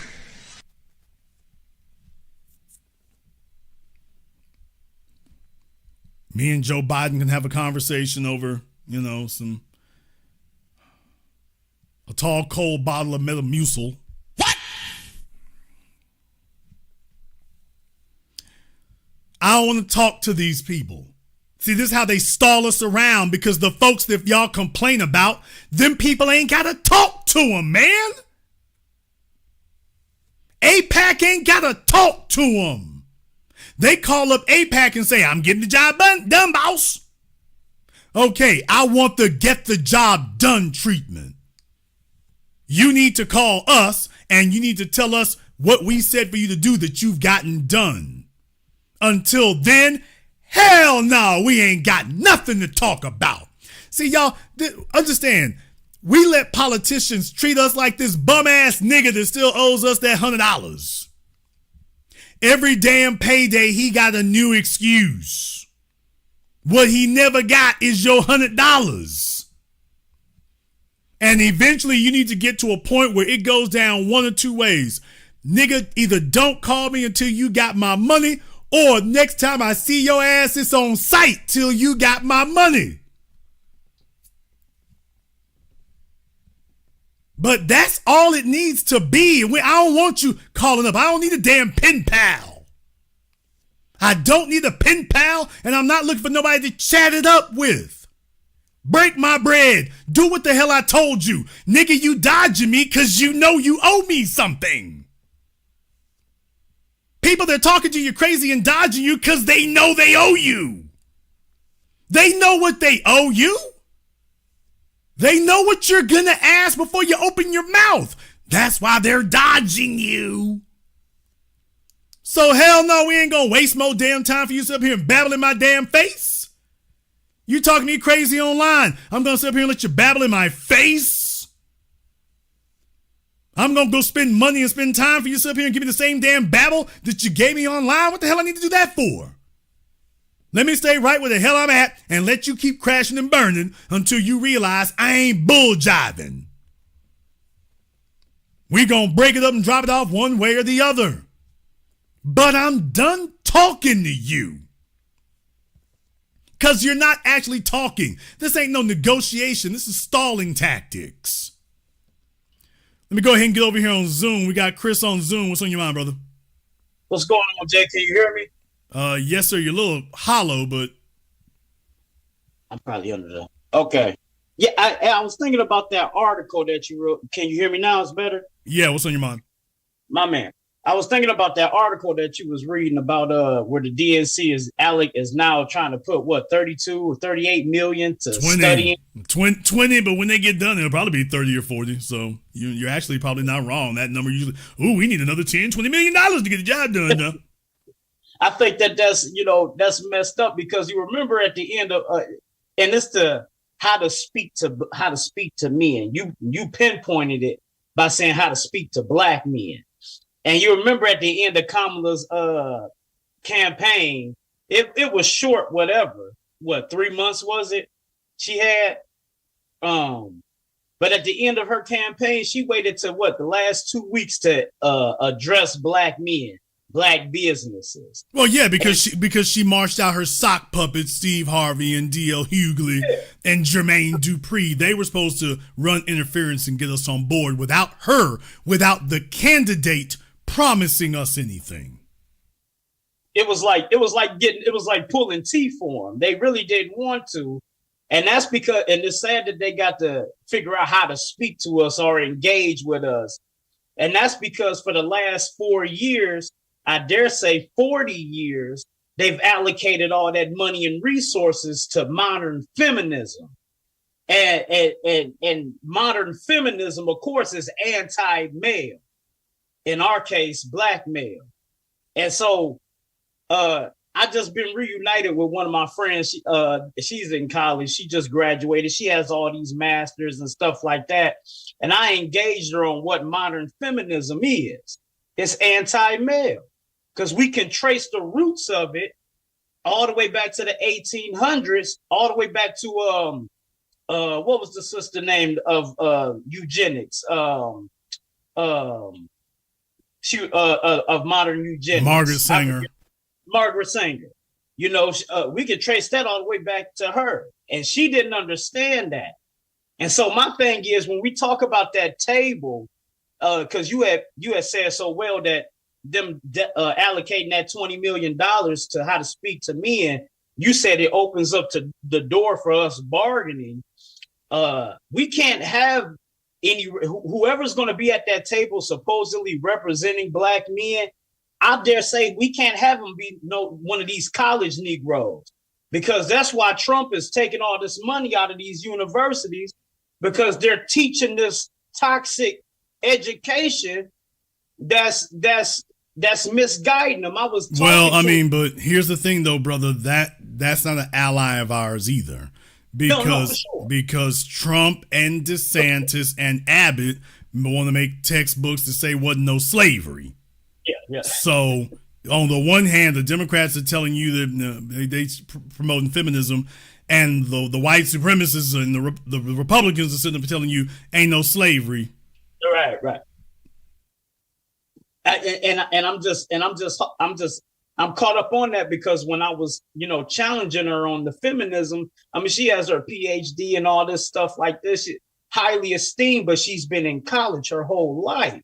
And so when I was challenging her on what modern feminism is, she was exposing to me what they're teaching them on those campuses. And they're not teaching them about the racist roots of that stuff. Well, because they don't care. They don't care. No. You got to understand, what these people have perfected over the course of the last 500, 700 years, divide and conquer. They have perfected it at a societal level. So here's the way it works, people. For those of you who didn't know the way it works, here's the way it works. I've never really gone into this kind of thing psychologically in detail before, but for those of you For those of you who have studied militaristic tactics, this goes beyond Freud or Jung. You got to get into militaristic tactics now, specifically psychological. Here's the way it works. When you find a group of people, no people are monolithic. Now, when you want to hoodwink people and deceive them as a group, you tell them that they're monolithic and you treat them like they're monolithic. But you know, no group of people is monolithic. There is always a group of malcontents. Yes, sir. Yes, sir. If you got 100 people, there's at least one, most likely 5, but there is at least one. He's the one you got to work. He's the one you got to make inroads with. No matter how solid y'all think your core is and your group is, there's some malcontents. So what they have learned to do is that no matter where they go, gotta be somebody around here who's not happy with the status quo. That's right. Got to be somebody here who's a member of the group who is so desperate to be a hater, to undermine people, even if they can't win. Nigga, I'm getting back at you. So there got to be somebody we can fuel, we can finance, we can boost. We got to be somebody. Manumission. And Somebody wants to manumission. And that is what they do everywhere they go. They destabilize you from the inside out by finding whoever your malcontents are. Those are the ones they promote. Those are the ones they fund. Those are the ones they arm. So you see, the fact that he's a card-carrying white supremacist is irrelevant and doesn't factor into the equation for the malcontents. As far as the malcontents are concerned, finally we're getting some proper funding and some proper resources so we can kick off this damn rebellion. Finally. Who cares if it's a Pyrrhic victory? Who cares if we go down in flames? Who cares if we lose? I already been losing. Yeah. I'm just here for some get back now. So that's the strategy that they use and have used. They found groups of black females in particular. It's not just them though, but in particular, that feminism thing was a way of being able to recruit the malcontents. Then they started specifically telling them, hey, you're in college, so now we got you off by yourself. That's the strategy in college. You're now sequestered off by yourself. But it goes further than that. Follow me. Listen to this. It goes further than just being in college. You see, when you enroll in college, you now have a new authority figure. When you enroll in college, you now have a new authority figure. Amen. Okay. Especially if you're a teenager and it's your first time leaving out or whatever, but even for folks who are older. So that's the real advent of the college system and the college environment. You now have a new authority figure.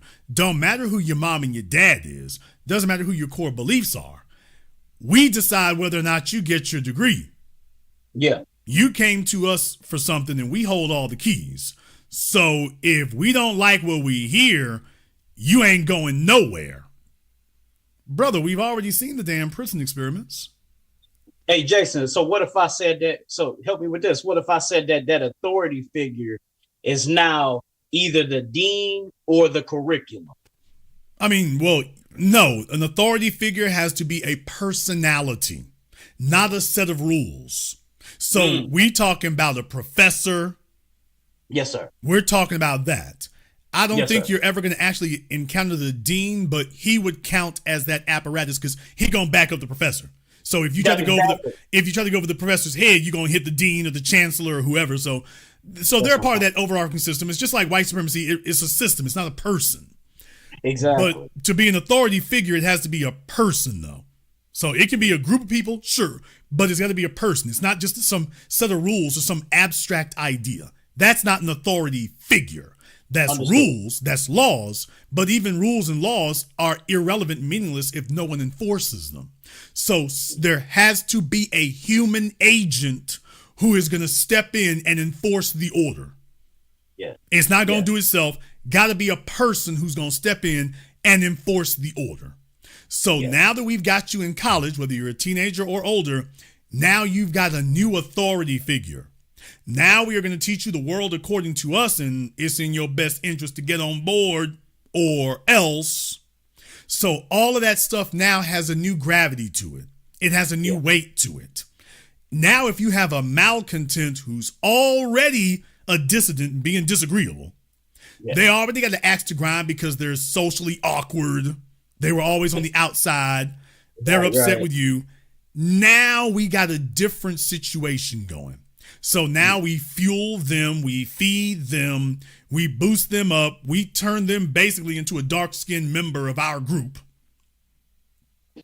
And now we cut them loose.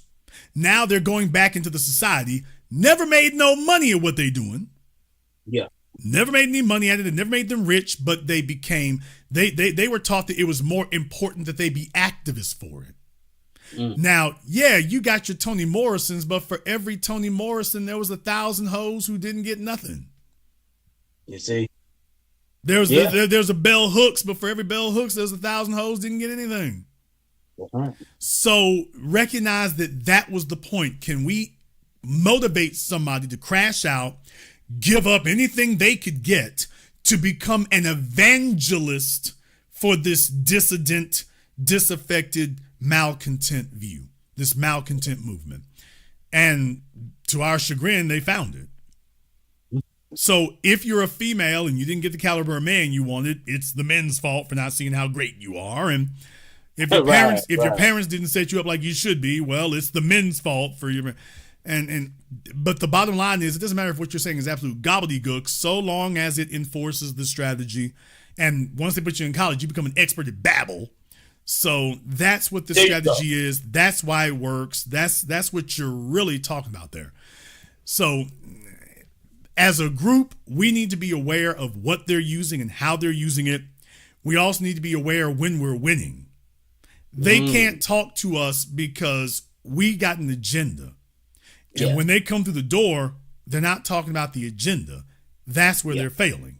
Propping up the feminists ain't gonna work. Propping up the clergy no longer works. Propping up the education system no longer works. Now sending out your celebrity bootlick class no longer works. Brother, they're running out of tools on the tool belt.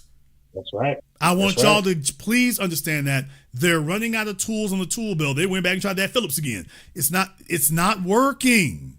They tried Obama again. It's not working. So eventually they're going to have to do something. But what we're looking for is no stalling tactics. My point is, I want y'all to understand, you were talking about, the folk they bring to the table and this, that, and the other. I'm going to say again, please name for me the Jewish person they had at the table. First of all, tell me what the table is and tell me the Jewish person who was at it. Right. Tell me the Asian person who was at the table. It wasn't. Tell me the Arab person who was at the table. Tell me the Chinese person who was at the table. They didn't do no damn table. They delivered like Uber Eats. Because they know. No table necessary. No check-in. You ain't got to come see us. They brought it to you so that it was frictionless. Your support for us should be frictionless. They come to us and all they bring are excuses and damn jive talk, and they try to pay some other people. Well, you look like them. Go tell them we ain't gonna give them nothing, but better vote for us or you'll never, never, ever get nothing. You're not gonna get nothing now, but you'll never, never, ever get nothing. And our patience has grown short. Our patience has not grown short. Our patience has been exhausted. We don't want to talk anymore. That's why I get together and talk to you all, to keep you focused and to show you, hey, it's working. I know sometimes you feel like it isn't. I got to bring y'all in so I can get you refreshed again. Hey, it's working. Now here they come with their articles. If you don't believe me, look at NBC. It's working. It's working. Yeah. Do not get discouraged about that. It's working. No. I'll let you have the last word. Okay, so so we got to watch who we bring to those who we elect to those tables, because those universities are teaching those guys and girls the symbolism agenda, and instead of the tangible, the reparations and cash payments instead of that. And then I close out and leave you with this thought right here. I'm caught up in the argument of Trump defunding these universities and pushing us back toward the vocational, because here's history repeating itself. We already had this debate with Booker T. Washington and W.E.B. Du Bois, didn't we? How important it was, what was the pros and cons of a collegial experience or a vocational experience. I was always on the side of W.E.B. Du Bois. Well, you already know. You already know where I fall on that kind of thing, because I was the guy who said it going on 2 decades ago. Oh, it was blasphemy when I said it. When I said the HBCUs hadn't done nothing for us, that was blasphemy when I said it going back 15, 16 years ago. That was blasphemy. Today, a lot more people will say it now. I was the guy who challenged people. Tell me what you did. Tell me what the HBCU did for you. There's a reason why you Negroes are going to these HBCUs, but you ain't giving nothing to the endowments. The HBCUs complain, but there's a problem. If you were getting the benefit from the HBCUs that you felt you should be getting, you would be giving to the endowments. The problem is you don't. No, sir. When you are actually honest with yourself, when you walked out of Howard or wherever, you were like, what the hell I got? I ain't got nothing. So the intelligentsia and the academia and the Michael Eric Dysons and the Cornell West try to get together and hoodwink you and deceive you into thinking that your attendance at the HBCU, that's your reward. Well, I'll be damned. That sounds like the basketball players and football players in the SEC and in the NCAA. We shouldn't have to pay you for being out here doing in the Final Four, because giving you an education in our school, that's payment enough, ain't it? While while Nick Saban get $20-30 million. But for you, showing up should be enough. Well, damn it, if it's enough for me, it should be enough for Nick Saban. So that's how they get you with that, with circular arguments and conversations and stalling tactics and telling you need something else. But when it comes to vocational versus collegiate, I've been done with academia. I keep doing this and folk get upset with me, but I got to tell the truth about these things. I've been done with academia for actually in my life over 3 decades. But as far as the internet, going on 2 decades now, I've been wrote that off. Now I made folks even scarier in the recent history, and I'm like, oh, I'm not done writing folk off. Damn the legal class. Deal with it, nigga. Damn the so-called attorneys. I'm done with the legal class. The academics, you out of here. The attorneys, you in the same boat with them. I'm not sparing no blows. If you're putting in work and you're a benefit to us, I'm going to call that. If you're not, carry your ass. But I'm going to call it for what it is. I'm not going to pretend like you're a benefit that you clearly aren't. I'm not going to sit up here and tell people that you're a benefit that you're not. So 20 years ago, we got rid of the clergy. Then we got rid of academia. Next up is the lawyers.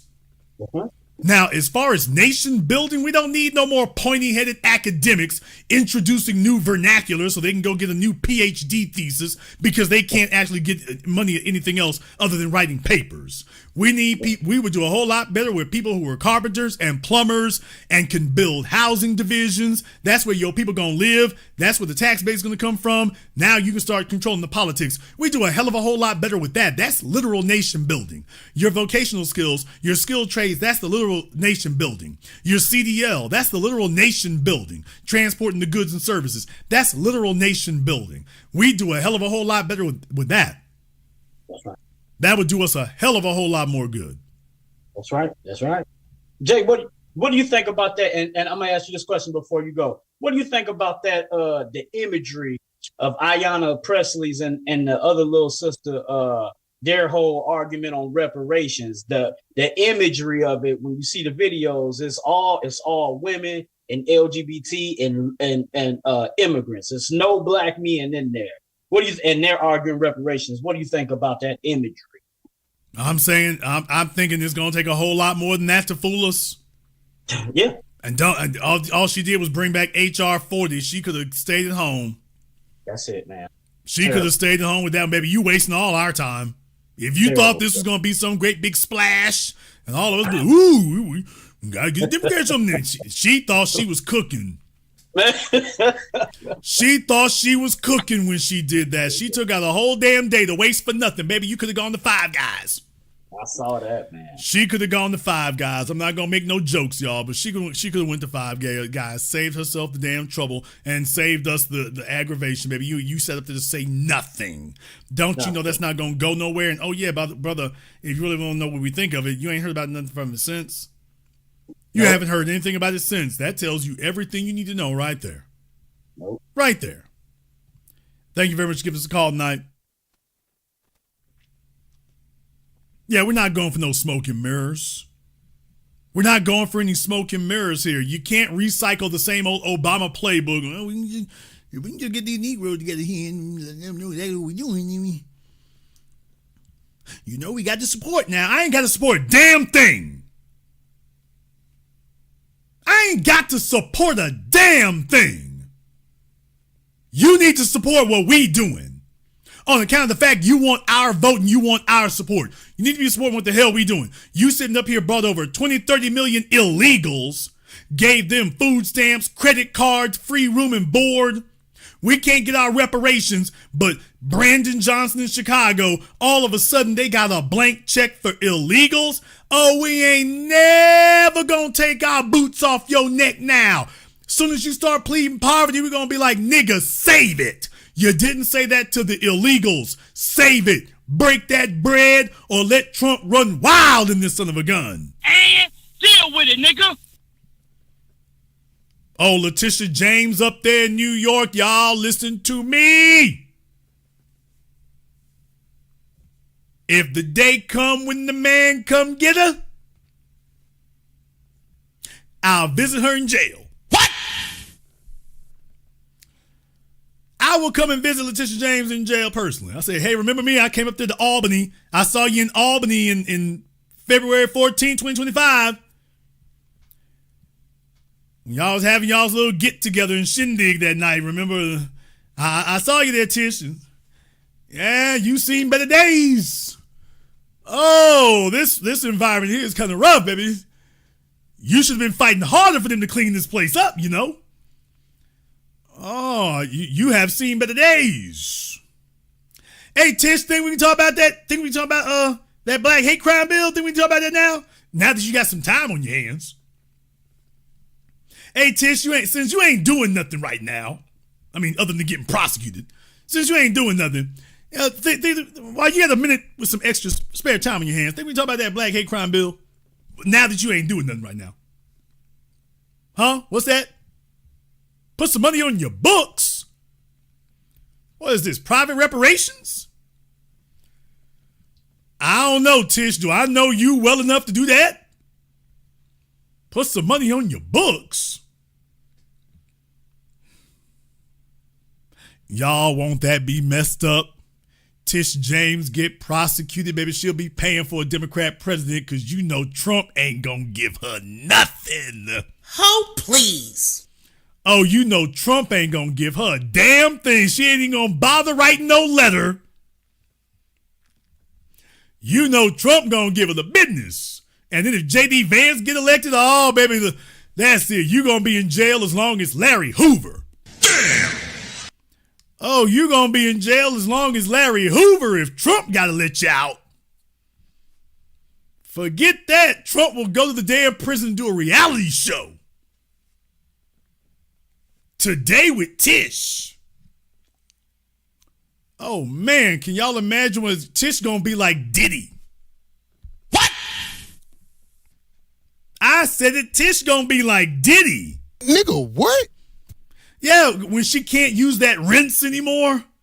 Oh, I'm revealing the female secrets. Ladies, y'all know when y'all put that rinse in your hair that turns your hair black, no gray hairs. When she can't get that brown rinse anymore.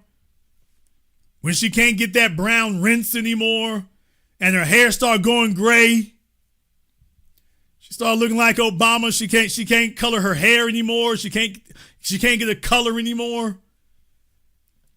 Oh man, that's gonna be rough the first time she come out looking like a grandma. And she old enough to be one now, but she won't be able to sit up here and color the hair anymore.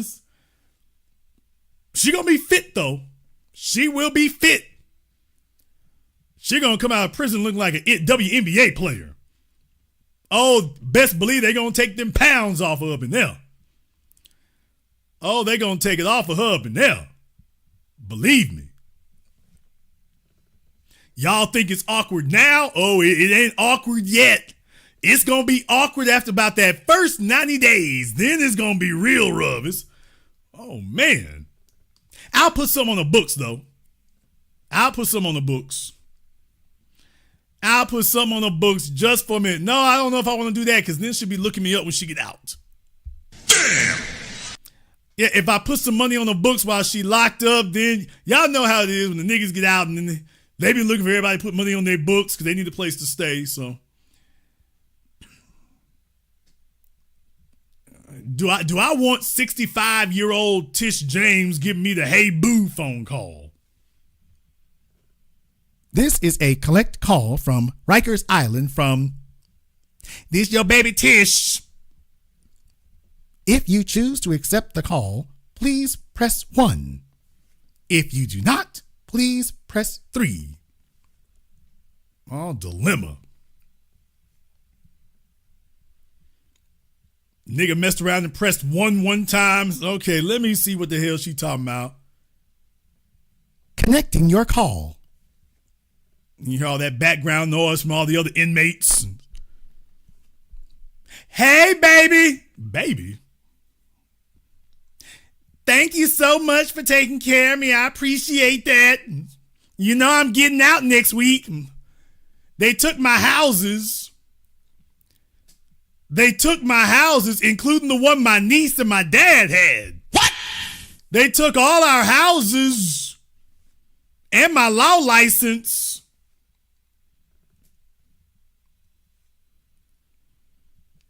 You know I need a place to go next week. Oh, man. I'm like, baby, you ain't even got no politics to offer. What are we doing? What's in it for me? I'm that nigga now. What's in it for me? Yeah. Politics me ass. What's in it for me? I sent you a little old $100. You got some Little Debbie snack cakes. I get it. Some Mountain Dew. All right, you living large, but what's in it for me? At this point, you and Eric Adams lighting up my damn phone. What?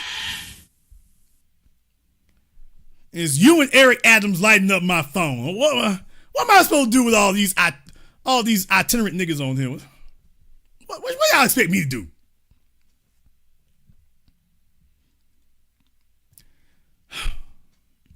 Let me go ahead and jump back over here on Zoom right quick. Let me see. I got Jeff up here on Zoom.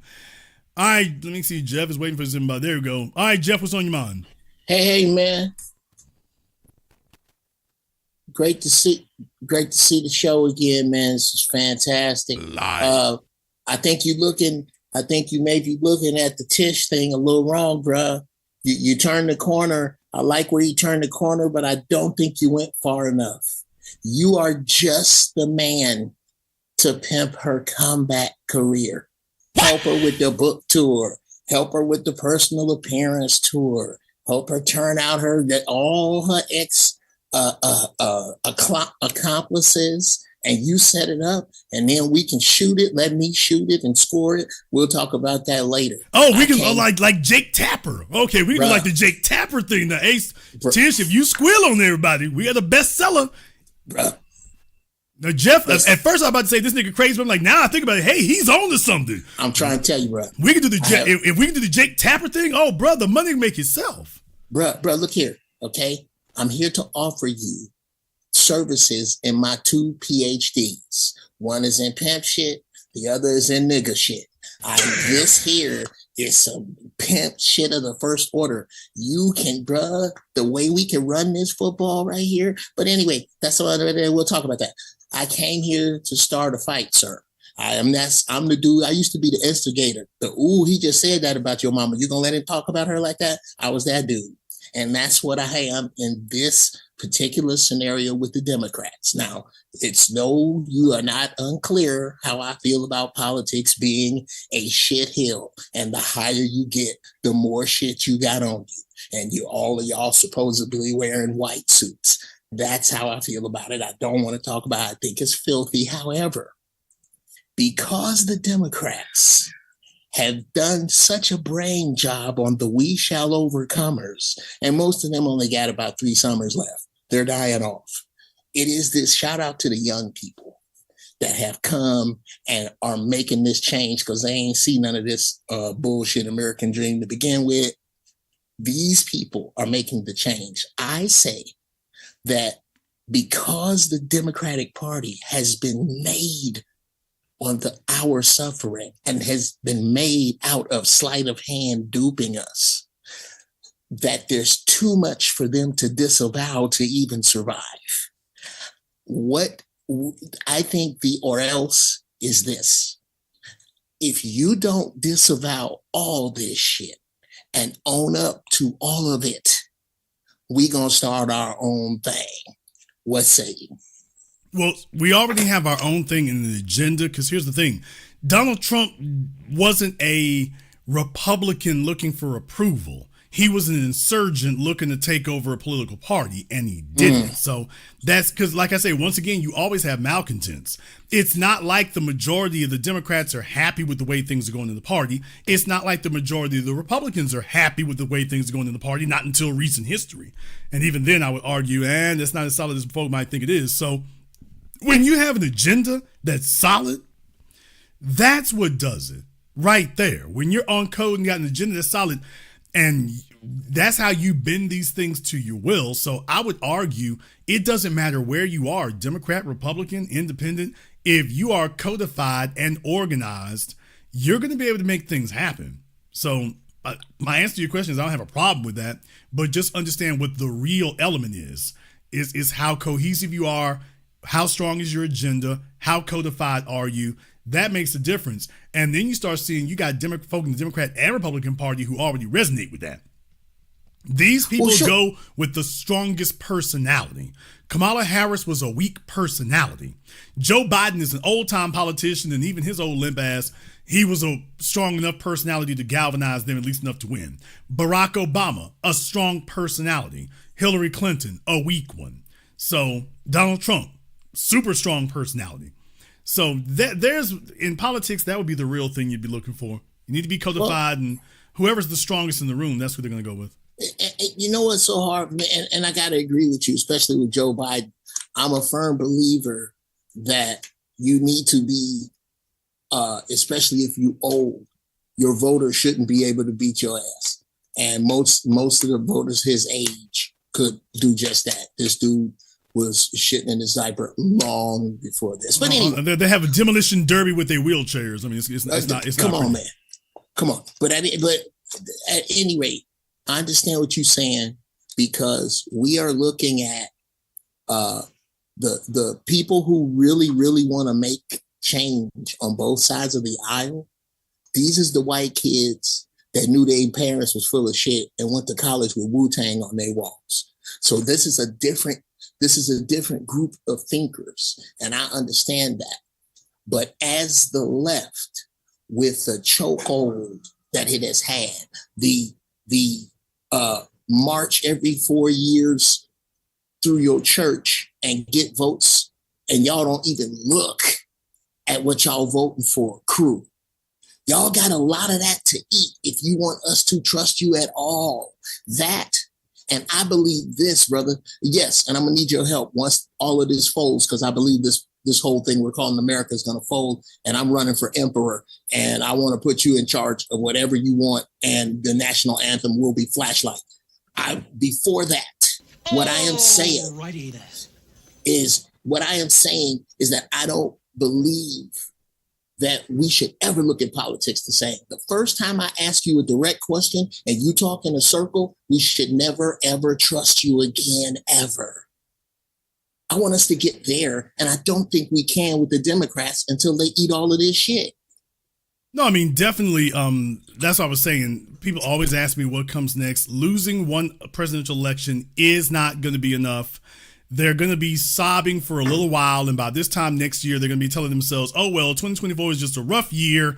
We're back on track again. They're going to have a string of devastating losses before they finally give up. You know how it is? You got to whoop somebody's ass real bad before they finally realize this is not going to work, and there's not a retooling of this. You need an overhaul, not a tune-up.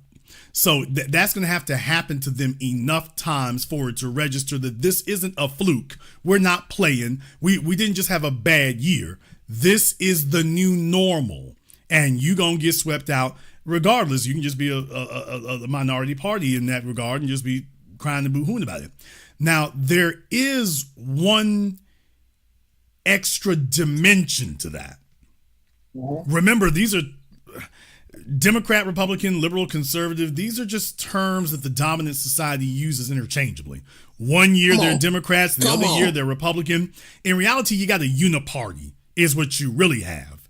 So with that being the case, yes, you can bend these people, but you have to understand what you're actually bending, because they think that if you stop voting for them, they're going to pivot and go pick up some new voters somewhere else. So next thing you know, they start competing with Donald Trump to get the so-called working class white male vote. So in other words, they're going to go back to the right and start spewing white supremacy and all that mess there.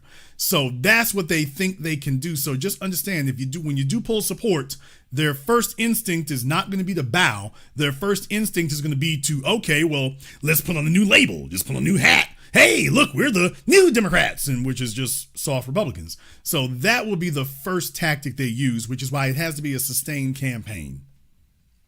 Okay, but and this is what I'm saying, and I don't disagree with any of that. My only problem is the clock. I see the game they playing.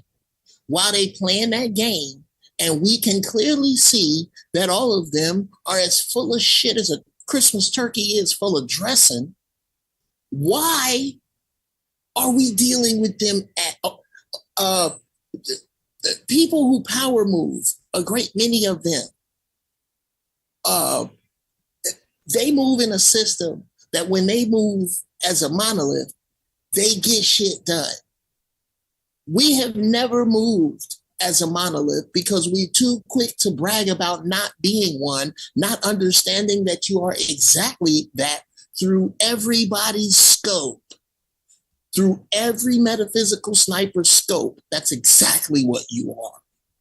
And I don't believe that we can force these hockey players to roller skate with us.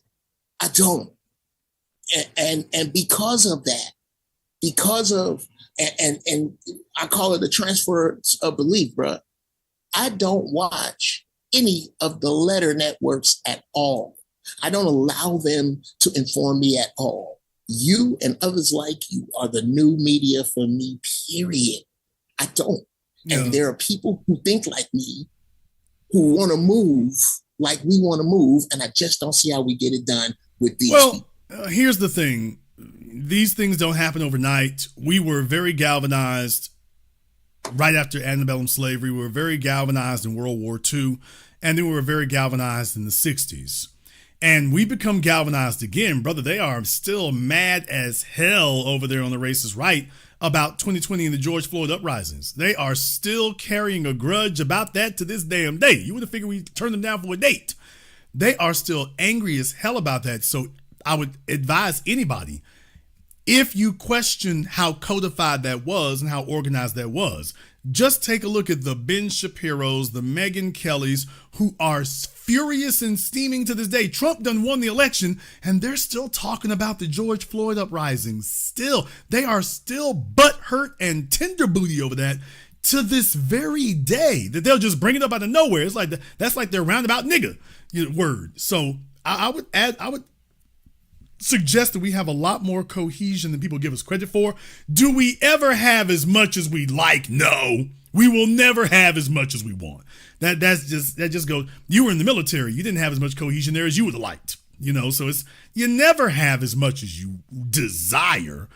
Do you have to have a damn clown show? No, but like I say, what you look for are the hallmarks that things are changing. Now, as far as society in general is concerned and politics, I haven't advised anybody about voting in the first place. I want you to be aware. I want you to be conscious. I do not want people to be politically apathetic. I want them to be politically disciplined. So your reason for not voting is not because you don't care. Your reason for not voting is specifically because you do. If that's your mindset and that's your attitude, you're a force to be reckoned with. You are leveraging your vote. You dangling it and saying, here it is right here. And otherwise, we take it to the streets or whatever we got to do to make our thing happen. But that's leveraging your vote, not being apathetic. We can't use folk who are apathetic. So that's why I get people together so we can make sure you understand what we're actually doing. And that makes all the difference. Okay. Well, and I agree with you from this end. I'm happy to be. Have you seen the movie with Brad Pitt, World War Z? Have you seen that movie? Years and years ago, yes. Okay. There's a scene in the movie where Brad Pitt asks, "How did y'all figure this out?" And he said, "We had 10 scientists, and the 10th man has to go the other way." I am happy to be the 10th man here. I'm 10 toes down. However, I believe that in a system that still has your right to vote, be voted on, that still to this day, Ronald Reagan has a library and there's a television show about him poisoning your people. You're going to have to backpedal on some of this here, wide out and wide open. Before it's a lot you got to backpedal up off of us and admit to and cut the check. There's a lot of that you have to do before I can believe in voting for you. I would recommend down to do this other stuff. I would recommend you not to do that at all. I would recommend don't believe them. I've never advocated for that, and I don't now. What I'm saying, the whole thing I'm saying, and I was saying this early in tonight's program, my whole thing now is we've already informed them of what we want. They already know. They've known for 50 years. They definitely know in the last 5. At this point, we're done talking. Jeff, it's like dealing with a broad. When you sit there arguing with her, that's the problem. When you don't get up and leave, that's the issue. They know what we want. What we're showing them is we're done talking. Whatever solutions we come up with now, we're not looking at going through y'all for a political solution because that clearly has not worked, and it's not going to work because there's not a two-way conversation going on. You got one person talking and another nigga jive talking. That's not a conversation. We're not going to waste our time doing that anymore. So our solutions will come in other avenues, although you probably would have been better off if you had something different there. But I'm advocating to everybody. We're done talking. Cool. I'll let you have the last word. Bruh, I'm happy to be in my thoughts on the same team with you and people who think like you. If we disagree on anything, it's run or pass, but it ain't which way we going. Keep doing what you're doing. We dig you out here. Thank you very much for giving us a call tonight. We appreciate that. Yeah, like I say, definitely. I don't want y'all trusting anybody. I don't want you doing any of that. Not at all. Not at all. The calibration we make now is we don't have to talk anymore. They know we're out here. I want y'all to understand how those calculuses work. They know how many registered voters there are, and then they know who turned out. They know how many eligible voters, those are people who are just of legal age. They know how many registered voters, and then they know how many people actually voted. They already know these things. And when you don't show up, they panic, which is what happened after 2024. They're in full-blown panic now because they're like, hell, you showed up in 2020, and a few years later, you abandoned us, or worse, went to Trump. They get it. When you don't show up, they know that you're going to do something else. Now, you might vote for another candidate. Then again, you might come up with a solution that doesn't require a vote at all. And that's not where you want to be. But I'm not advising anybody to really deal with that. If you want to, I mean, that's up to you. I'm not here to tell grown folk what to do in that regard. But stay home. There's a reason for it. All right, we got Maurice here on Zoom. Maurice, what's on your mind? So what you touched on in the past about how the Democrats will pivot to a more conservative agenda, I can really see that, especially when they're throwing Obama under the bus. I know Letitia James, Fonnie Willis, Muriel Bowser, Ross Baraka, and that MacGyver lady. They're all going hard for this Democrat agenda. They're all in legal trouble, and the Democrats are completely turning their back on them. They're silent when it comes to defending them. Even the liberal media is silent. And you are 100% correct. I can see the Democrats are going to turn to a more conservative agenda. And at first I didn't believe you, but yeah, I'm seeing it, and it's unfolding right in front of our very eyes. Well, remember, I talked about this 4 years ago when Nancy Pelosi started giving those kind of signals. Go back in my archive. It was the program I did on Chris Cillizza. Yes. It was a story I did where Chris Cillizza made this video talking about how the Democrats are going to be attacking more of the right. That was like 4 years ago. That was either 2 or 4 years ago. I called it out then. I'm like, hey, we've seen this before. So their job is to try to fool you into thinking they're the black supporting party or black. They're both two white parties, and they use a political strategy of gathering votes from non-black people. And then they leverage something for that, but their goal is in the end to get your vote and give you nothing. That's always been what it is. Always. And so that going to the right or the middle or moderate or whatever the hell you want to call it, that's just meaning, okay, the black vote getting given, throw a bone to the white vote. Throw a bone to the white suburbanites. Abortion. Okay, throw a bone to the white women. That black vote ain't holding up. Okay, throw a bone over there. See what we can get. It ended disastrously in 2024 because they can absorb a 2% black loss. They can't absorb a 5% one. That's literally how slim the margins are. Remember, Donald Trump lost the 2020 election by 48,000 votes. 48,000. That was it. That's how Charlie Kirk and Turning Point and things knew if they beat the pavement for 4 years, they could make up that 48,000 votes. And they did. So when you actually know the damn numbers and know the metrics and you actually focus and organize on that, that's when you realize how slim the margins are. And that's what scares them. It's like, okay, well, was that just a hiccup in 2024, or was that a sign of a new disposition, that thing the black children been telling us about forever? Please tell us that's not real. Simone Sanders told us it ain't real. Please tell us it isn't. And if they look up and see, no, they really are serious. The conversations that the people, not just men, but the people are having amongst themselves isn't the conversation that the political elites wish we were having.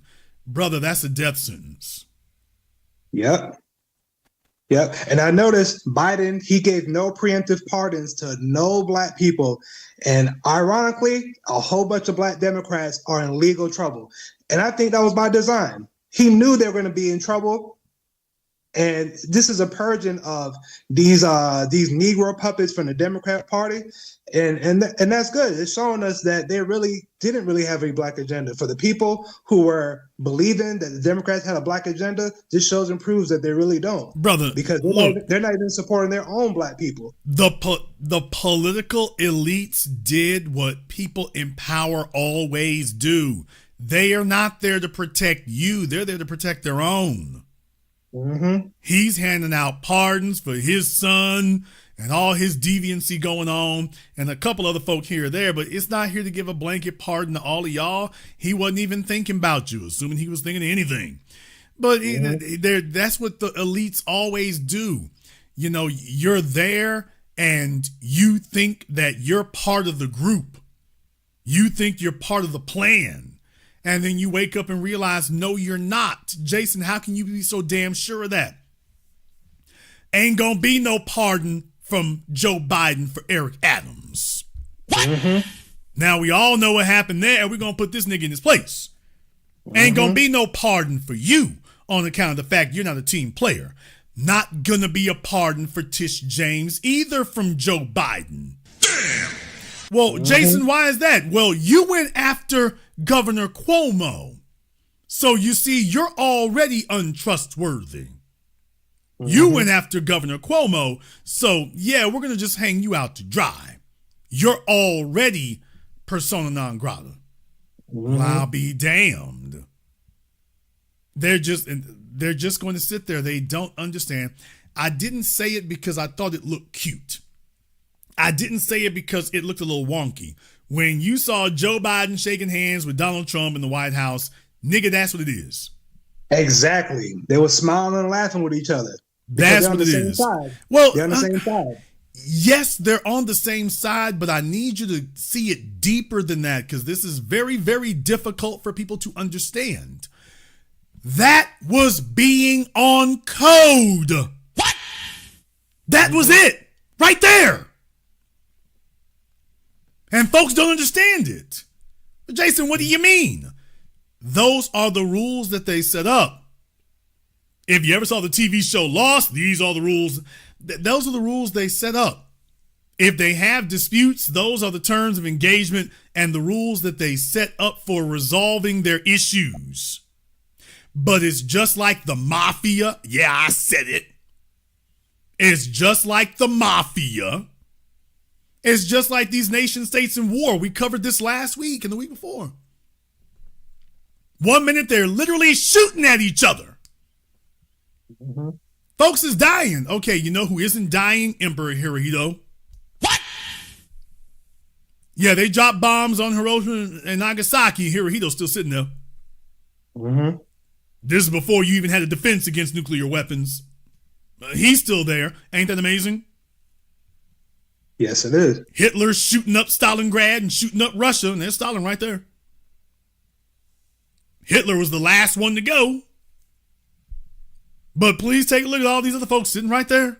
Zelensky flying back and forth to America. Now we know that Vladimir Putin knows how to shoot down planes because when his cats over there, his mercenaries he hired, tried to get buck with him, oh man, their dude got up in the plane and the plane's like, Putin like, yeah, don't worry about landing. I got that took care of for you, partner. I got your landing taken care of for you. You're going to land at 30,000 feet. That's where your runway to land is. So I need y'all to understand that they don't see it the way we do. If I could give you a literal direct analogy, I would analogize it to an MMA fight. I don't give a damn how badly you seen one of your MMA fighters get busted open. At the end of the fight, what do? They can. And I need y'all to understand that's what you're seeing with the political parties and the Democrats and the Republicans.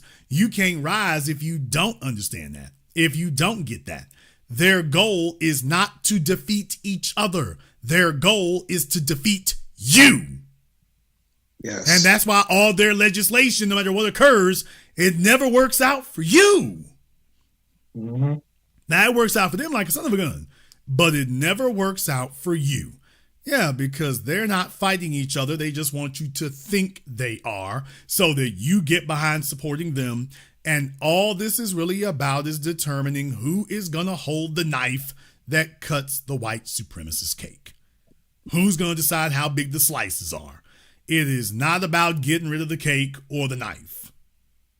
Now, does sometimes somebody get messed up? Some folks get sent to jail. Some rough housing occurs. Yes, that's part of the game. And Steve Bannon and the rest of them, Steve Bannon tell you he ain't holding no grudges about it. He's sitting there on his podcast, The War Room, talking about that's all part and parcel of it. G. Gordon Liddy went to jail for Richard Nixon. No regrets. That come with the territory. That's part of the game. You think that your black rappers are the only ones who think that prison time gives them legitimacy? We late to it. Falling on your sword for the cause, falling on your sword for the crew, falling on your sword for the kingdom, that's old, man. That gives you street cred. Right there. We're the ones who don't think of it that way, but that's how they get street cred, man. Been that way. So their job is to uphold their system and by their rules, and they got you thinking it's way more serious than it really is. Not to say that these are not serious things that happen, but the ramifications of it, how you are accepting those ramifications, that is not what they're thinking. They are not seeing it that way at all. They're looking forward to what comes next. The Democrats are trying to do that right now. If the Republicans get kicked out of office, they're going to turn straight around and do the same thing. That's the system that we're in. We are the threat because we are opposing that. That status quo where you just rinse and repeat and play this damn shell game every time. That's what we're fighting against right there. Mm-hmm. I'll let you have the last word. Jason, great broadcast. I appreciate everything you do. The Encore brothers and sisters here in Durham, North Carolina, we listening to you, we rocking with you, and we spreading the word. Keep it up. Have a good night. Thank you very much for giving us a call tonight. Yeah, I want y'all to understand when it comes to politics, man, politics is a blood sport. Politics is rough. Sometimes folk go to jail. Sometimes they get killed. Do not enter that arena if you don't want to be. I am just on the periphery of politics. I'm on flight lists. I'm on security lists. I'm on all the folders and dossiers and investigations. I'm on all that, bro. I've never liked airplanes, but I damn sure don't like them now because every time I go through TSA, I get yanked out of line. The last time it happened was when I was filming my documentary film Race War, and the folks who went with me, they yanked them out of line and took them in the back, talking about they detected possible explosives. After that happened, I said, y'all can't go with me anymore. I've never gone ahead and given the whole story on that like I have here tonight. But by the way, after that incident occurred, and my brother Sam will, verify that, but the whole crew was with me. And when they went through, because I was just like, okay, y'all go through first. I'm not going to go through first this time. You all go through first. And I thought that would help. There were two metal detector kiosks. So there were two of those things. So I went to the one on the left, but I went behind them. They went on the one on the right, and they went through it. And next thing I know, I know I'm going to get pulled out of line, but then I see them get pulled out. But it's different. They didn't just get pulled over to the side and checked and wanted, and they took them in the back talking about, we want to look through your stuff. And I'm just like, okay, what the hell is this? I didn't even realize until later. I'm like, what the hell is this? And that's when I'm like, okay, they came back later telling me that they thought that they alerted on explosives. Like, explosives? And after that incident, I told my people, yeah, y'all can't fly with me anymore. Because that wasn't about you. That was about me. So you can't go with me anymore. I don't let people go with me. If I haven't been on the plane in years, but if I do get on one, you can't walk through the metal detectors with me. You can't go with me. Because like when you get to the airports, there's cameras everywhere. So they see you from the moment you get in the airport. There's cameras everywhere. I'm like, yeah, from here on in, unless it's just really somebody, I don't even know if I want a girlfriend walking through the thing with me. Because I'm just like, this is the level we at now. This is where it is. So now you can't go with me. And I'm not going to put you through it. So you diddy bop through there as you go through, but I'm not doing that. This is how serious it is. People, I got yanked out of my, I rented the Dodge Charger. I got yanked out in Arizona in the middle of the damn desert in the middle of the night. Got the car tossed. They brought out the drug dogs and every damn thing. There must have been 100 cars out there, and they pull over just the one with Jason Black in it. What are the possible odds of that? I didn't commit any offense. They're talking about, oh, we heard you drive on the strips on the side of the road. I'm like, no, you didn't. You were in the middle of the median. I'm on the outside lane. What are you talking about? Let me see your camera. Let me see your footage of that. No footage, no nothing. So, I mean, I've been yanked out. I've been tossed, all kinds of weird things, but it's not weird. They know who you are, and they looking to catch you riding dirty. They know who you are, man. So if you want to get involved in this political thing, I need to remind you, this is serious. People get hurt, people get sued, people get killed. That ain't nothing for you to play with here. This isn't cowboys and Indians. You don't sit up here and do this stuff for shine. People, they killed our fathers for less. They killed our fathers for less. I need you to understand that. Shout out to brother Darren Seals. We remind you about Darren Seals so that you remember, hey man, they kill folk out here, man. You sitting up here acting like this is a game. This ain't no game. You get $2, they kill people out here, man. Please stop telling yourself that this is some online YouTube stuff. They kill people out here. They just killed one of the Epstein witnesses. What? Remember? How many people attached to Jeffrey Epstein done died now? You become too much of a problem, your ass can come up missing, you can come up dead. Just everybody committing suicide, people. Jeffrey Epstein commits suicide. One of the girls who told on him, now she, quote, committed suicide. Damn, whole lot of suicide going on here, ain't it? Boeing, the whistleblowers. One commits suicide, the other one dies, quote, of an infection. He had a sudden, fast-moving infection. Yeah, you ain't gonna be testifying against us. This is the world you live in, man. So if you come out here, you better be ready to be in the deep end of the pool because that's where you're gonna start. It's not a game, it's not a joke. You don't get to brag and get social media points. They kill people out here. Let me go ahead and get back over here on Zoom. We got Tracy here on Zoom. Take me off. All right, Tracy. Oh, but she came through there bending over. I thought she was gonna put on a show for a second, Tracy. You know what, girl? You don't have a plunging neckline. You have a skydiving neckline. What is going on over here? I just turned the AC off and put on my sweater. How are you? Clearly you are. Clearly you are. She's trying to give me the Tish James treatment early, y'all. No, I'm not. No, she got her hair did too. She's got her hair did. She got the rinse going. Oh, she got the earrings on. Y'all don't know what I'm looking at right now. I just came in. I was hearing you in my car. You got gloss. What you talking about? You got gloss on. You have lip gloss on. I just came in the door from driving. I was out. So you just walk around the house with lip gloss on? No, I was in my car listening to your broadcast, and I came in the house and quickly jumped on because. Okay, what about the lip gloss? Every point. But what about the lip gloss, ma'am?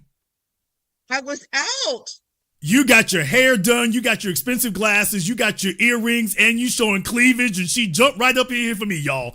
So, she like, oh, Jason, I just woke up like this. Okay. No, I didn't. Submit your side chick application after the program. What's on your mind, Tracy? Oh my gosh. I was out and I was listening to you in my car. I said, oh no, I have to get in. You are so on point on everything tonight. I mean, it's just amazing. I was just having this conversation with my cousin who was a part of that circle down there. And he ran with him. He told me a lot of things I won't mention online, but you were absolutely right.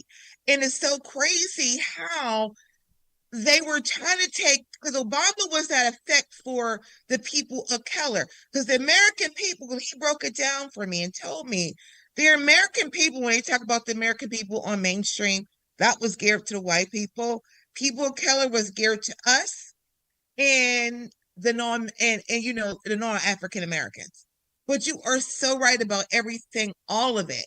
Obama was their man, and Obama didn't pull through for them. They thought they could ride that Obama train for the next 20, 30 years, and it didn't go. It didn't go. Well, I mean, that was the plan. That was going to be LBJ Part 2. That we would be so beholden to the Democrats because we got a black president they were supposed to be skate on that for another 30, 40 years. That alone. They had no idea that the tank was going to run empty before as soon as he got his second term. They had no idea the tank is already empty. Yeah, we're not as easily fooled and bamboozled as we used to be. We're not, because the thing is, I mean, he was telling me some stuff. He's now retired from working in the DNC. And he knew, he said, was rumblings back in 2012. 16, they had rumbling because they was trying to get that Hillary vote with Obama vote for the black voter. And then they was trying to put underneath that people of color vote because their biggest base they were trying to get was the people who came here illegally, trying to get them to vote. And they were using the black voters to get those folks to vote.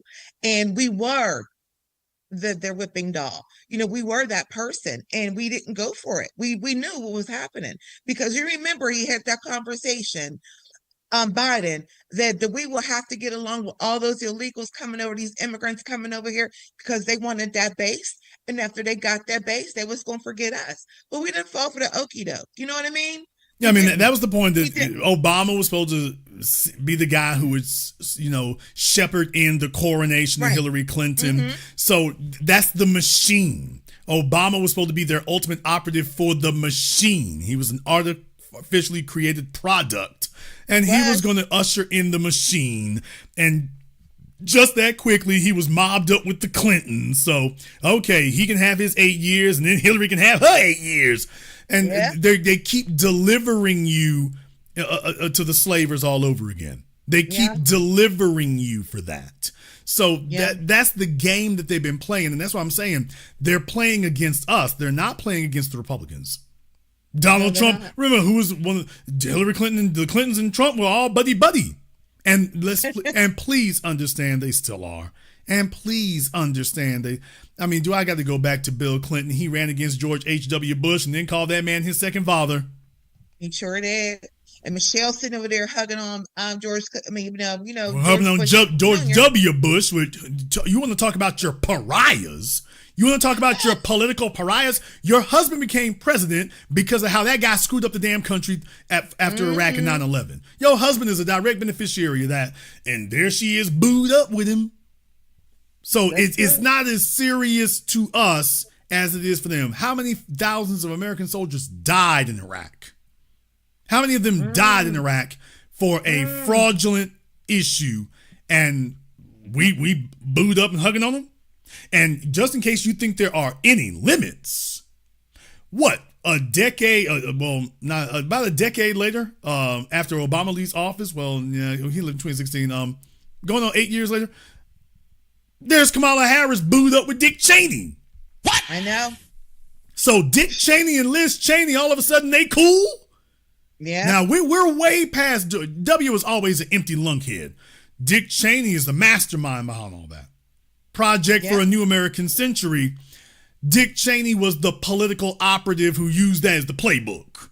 So, and hired everybody who wrote it. So, there it is. Yeah, you're right. There it is. And he's sitting there next to Kamala Harris and ain't no problem, ain't no thing. Dick Cheney? So what, was George W. Bush busy? You couldn't get him on a flight? Dick Cheney was the only one who answered the phone? Yeah, W can't make it, but I can get there. Really? You're right. But man, I could tell you some stories he told me. I told him, I said, before you open your mouth, because he wasn't a believer at first, but he knew I was that person that I always very skeptical. But I made him a believer. And that's the part. He's a little older than me, but I made him a believer after saying, look at this is happening. You should listen to this person. You should listen to that person. Yeah, he worked with them folks, but he knew after hearing a couple things from you guys in the last couple of years, he woke up. And I'm proud that he did wake up because he knew that we ain't lying. Them streets is mean, and them some dirty people.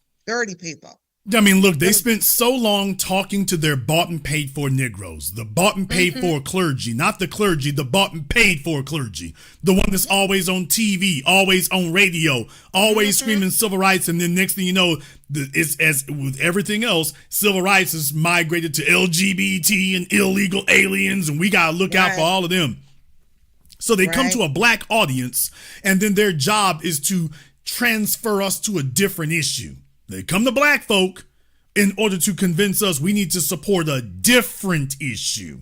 So this is the game that everybody plays there. So they brought the bought and paid for clergy, the bought and paid for academia, the bought and paid for celebrity class, and it's not working anymore. It's not. That was supposed to carry them for at least another 30, you were right, another 30, 40 years. They're supposed to be able to float. The reason that they're panicking now is that was a collapse. You've had a complete collapse in the legitimacy of the clergy, academia, the celebrity class. You figured that would never get old. Think about this for a few moments. This was so crushing. You ain't gonna see Beyonce show up for another political nothing. No. I don't care if Blue Ivy is running for mayor of San Diego. Beyonce ain't showing up. She's not gonna do it. Michelle Williams, who's the other girl in Destiny's Child? Was that Kelly? Kelly Rowland. Michelle? There was Michelle was the other one, but Kelly Rowland.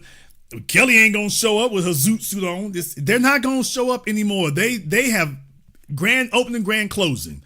They have their foray into politics was a disaster. D.L. Hughley sitting there crying to DJ Vlad. He don't want to show up for nothing else either. They got their butts beaten so badly. What they found out is you have no political cachet whatsoever. As a matter of fact, worse than that, it's not that you don't have any political cachet. You're a political liability. Right. Now, that was never supposed to be exposed. They were supposed to at least have plausible deniability. They've been exposed as political liabilities. Baby, you can't, if anybody in the rooms talks about marching out celebrities again, they're going to be the first consultant fired. Right. You're going to be the first one they get out of here. Like, man, we tried that. Shut up with that. Well, they had all them big donors behind them, like you were saying earlier, and a lot of those donors had those big machine firms, and they were the ones who was making the money, being a cash cow. Them black firms was doing this, so they're going to try to tell us how we are. And Jason, I got stories, but I don't got enough time to tell you, but I got stories. And the thing he told me, he said he's going to call in one day, be brave enough to call in and speak to you, and he going to let it all out. And I don't blame him. I said, because he got stories. And when you said 10 years ago, we talked about that, you discussed that. And now mainstream media getting the information that we already knew. So they're 10 years too late, 13, 15 years too late, But listen, thank you so much. We'll call in again, and you have a good night. All right, keep your lip gloss fresh. I'm going to take all this stuff off. I went out to dinner and had a good time tonight with friends. All right, that's her story, and she's sticking with it. That's her story, and she's sticking with it, y'all. Y'all don't see she was all glammed up, makeup done, lips glossed, earrings bobbing, hair rinsed. She was putting on a show over here. And I just walked in. So you just walk in with lip gloss on? I was out with some friends with lip gloss on. Where we do this at? She had the wet look. She didn't just have lip gloss. She had the wet look. The thing you got to do with the little brush. She had that going on, so. Yeah, she was throwing her tell me what you want from a player phone call. She was like, if this don't work, nothing will. If this don't work, nothing will. Next up, she gonna give me the Hey Boo email. Next up is the Hey Boo email. That's coming next. But in any case, there's somebody in the chat room asking, can they put in their side chick application? Come on now. Come on. That's why you don't want to open that up right there, because chicks be looking at their bills. They look at their bills. They be like, hey, this might work out for me. Hey, Jason, if she don't want it, I will. It turns into that.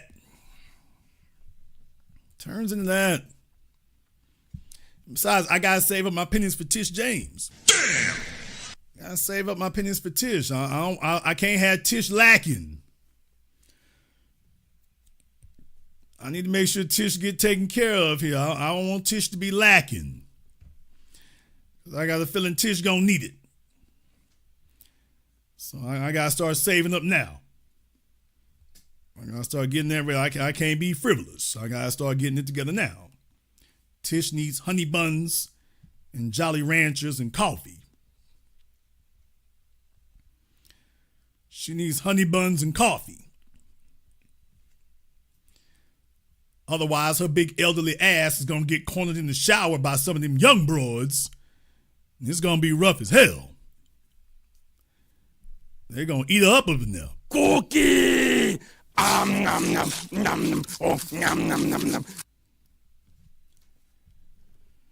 So, folks, the times they are changing. The times they are changing. The old political operatives that it is sunsetting.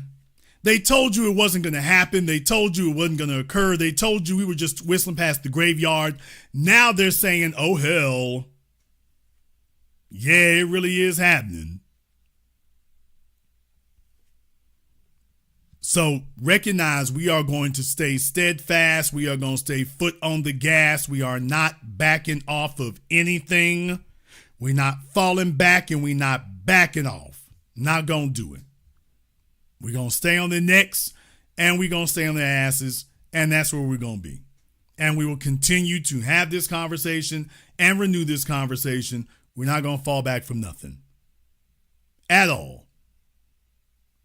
We will be here for every election and every election cycle because this is what we do. It's a new day. We're going to go ahead and wrap things up here tonight. I want to thank everyone who's contributed to tonight's program on PayPal, Super Chat, Venmo. Shout out here to my man, FBA Justice. I hope it's a man. Thanks, TBA. You always call it ahead of time. You're one of the greats in New Black Media. You're greatly appreciated. Thank you very much for your support. To my man, Nero. This was, again, another excellent show. Lie. Oh, Nero is new around here, y'all. Nero is new. Nero is new around here. FBA Queen, thank you very much for your support tonight, sister. We appreciate that.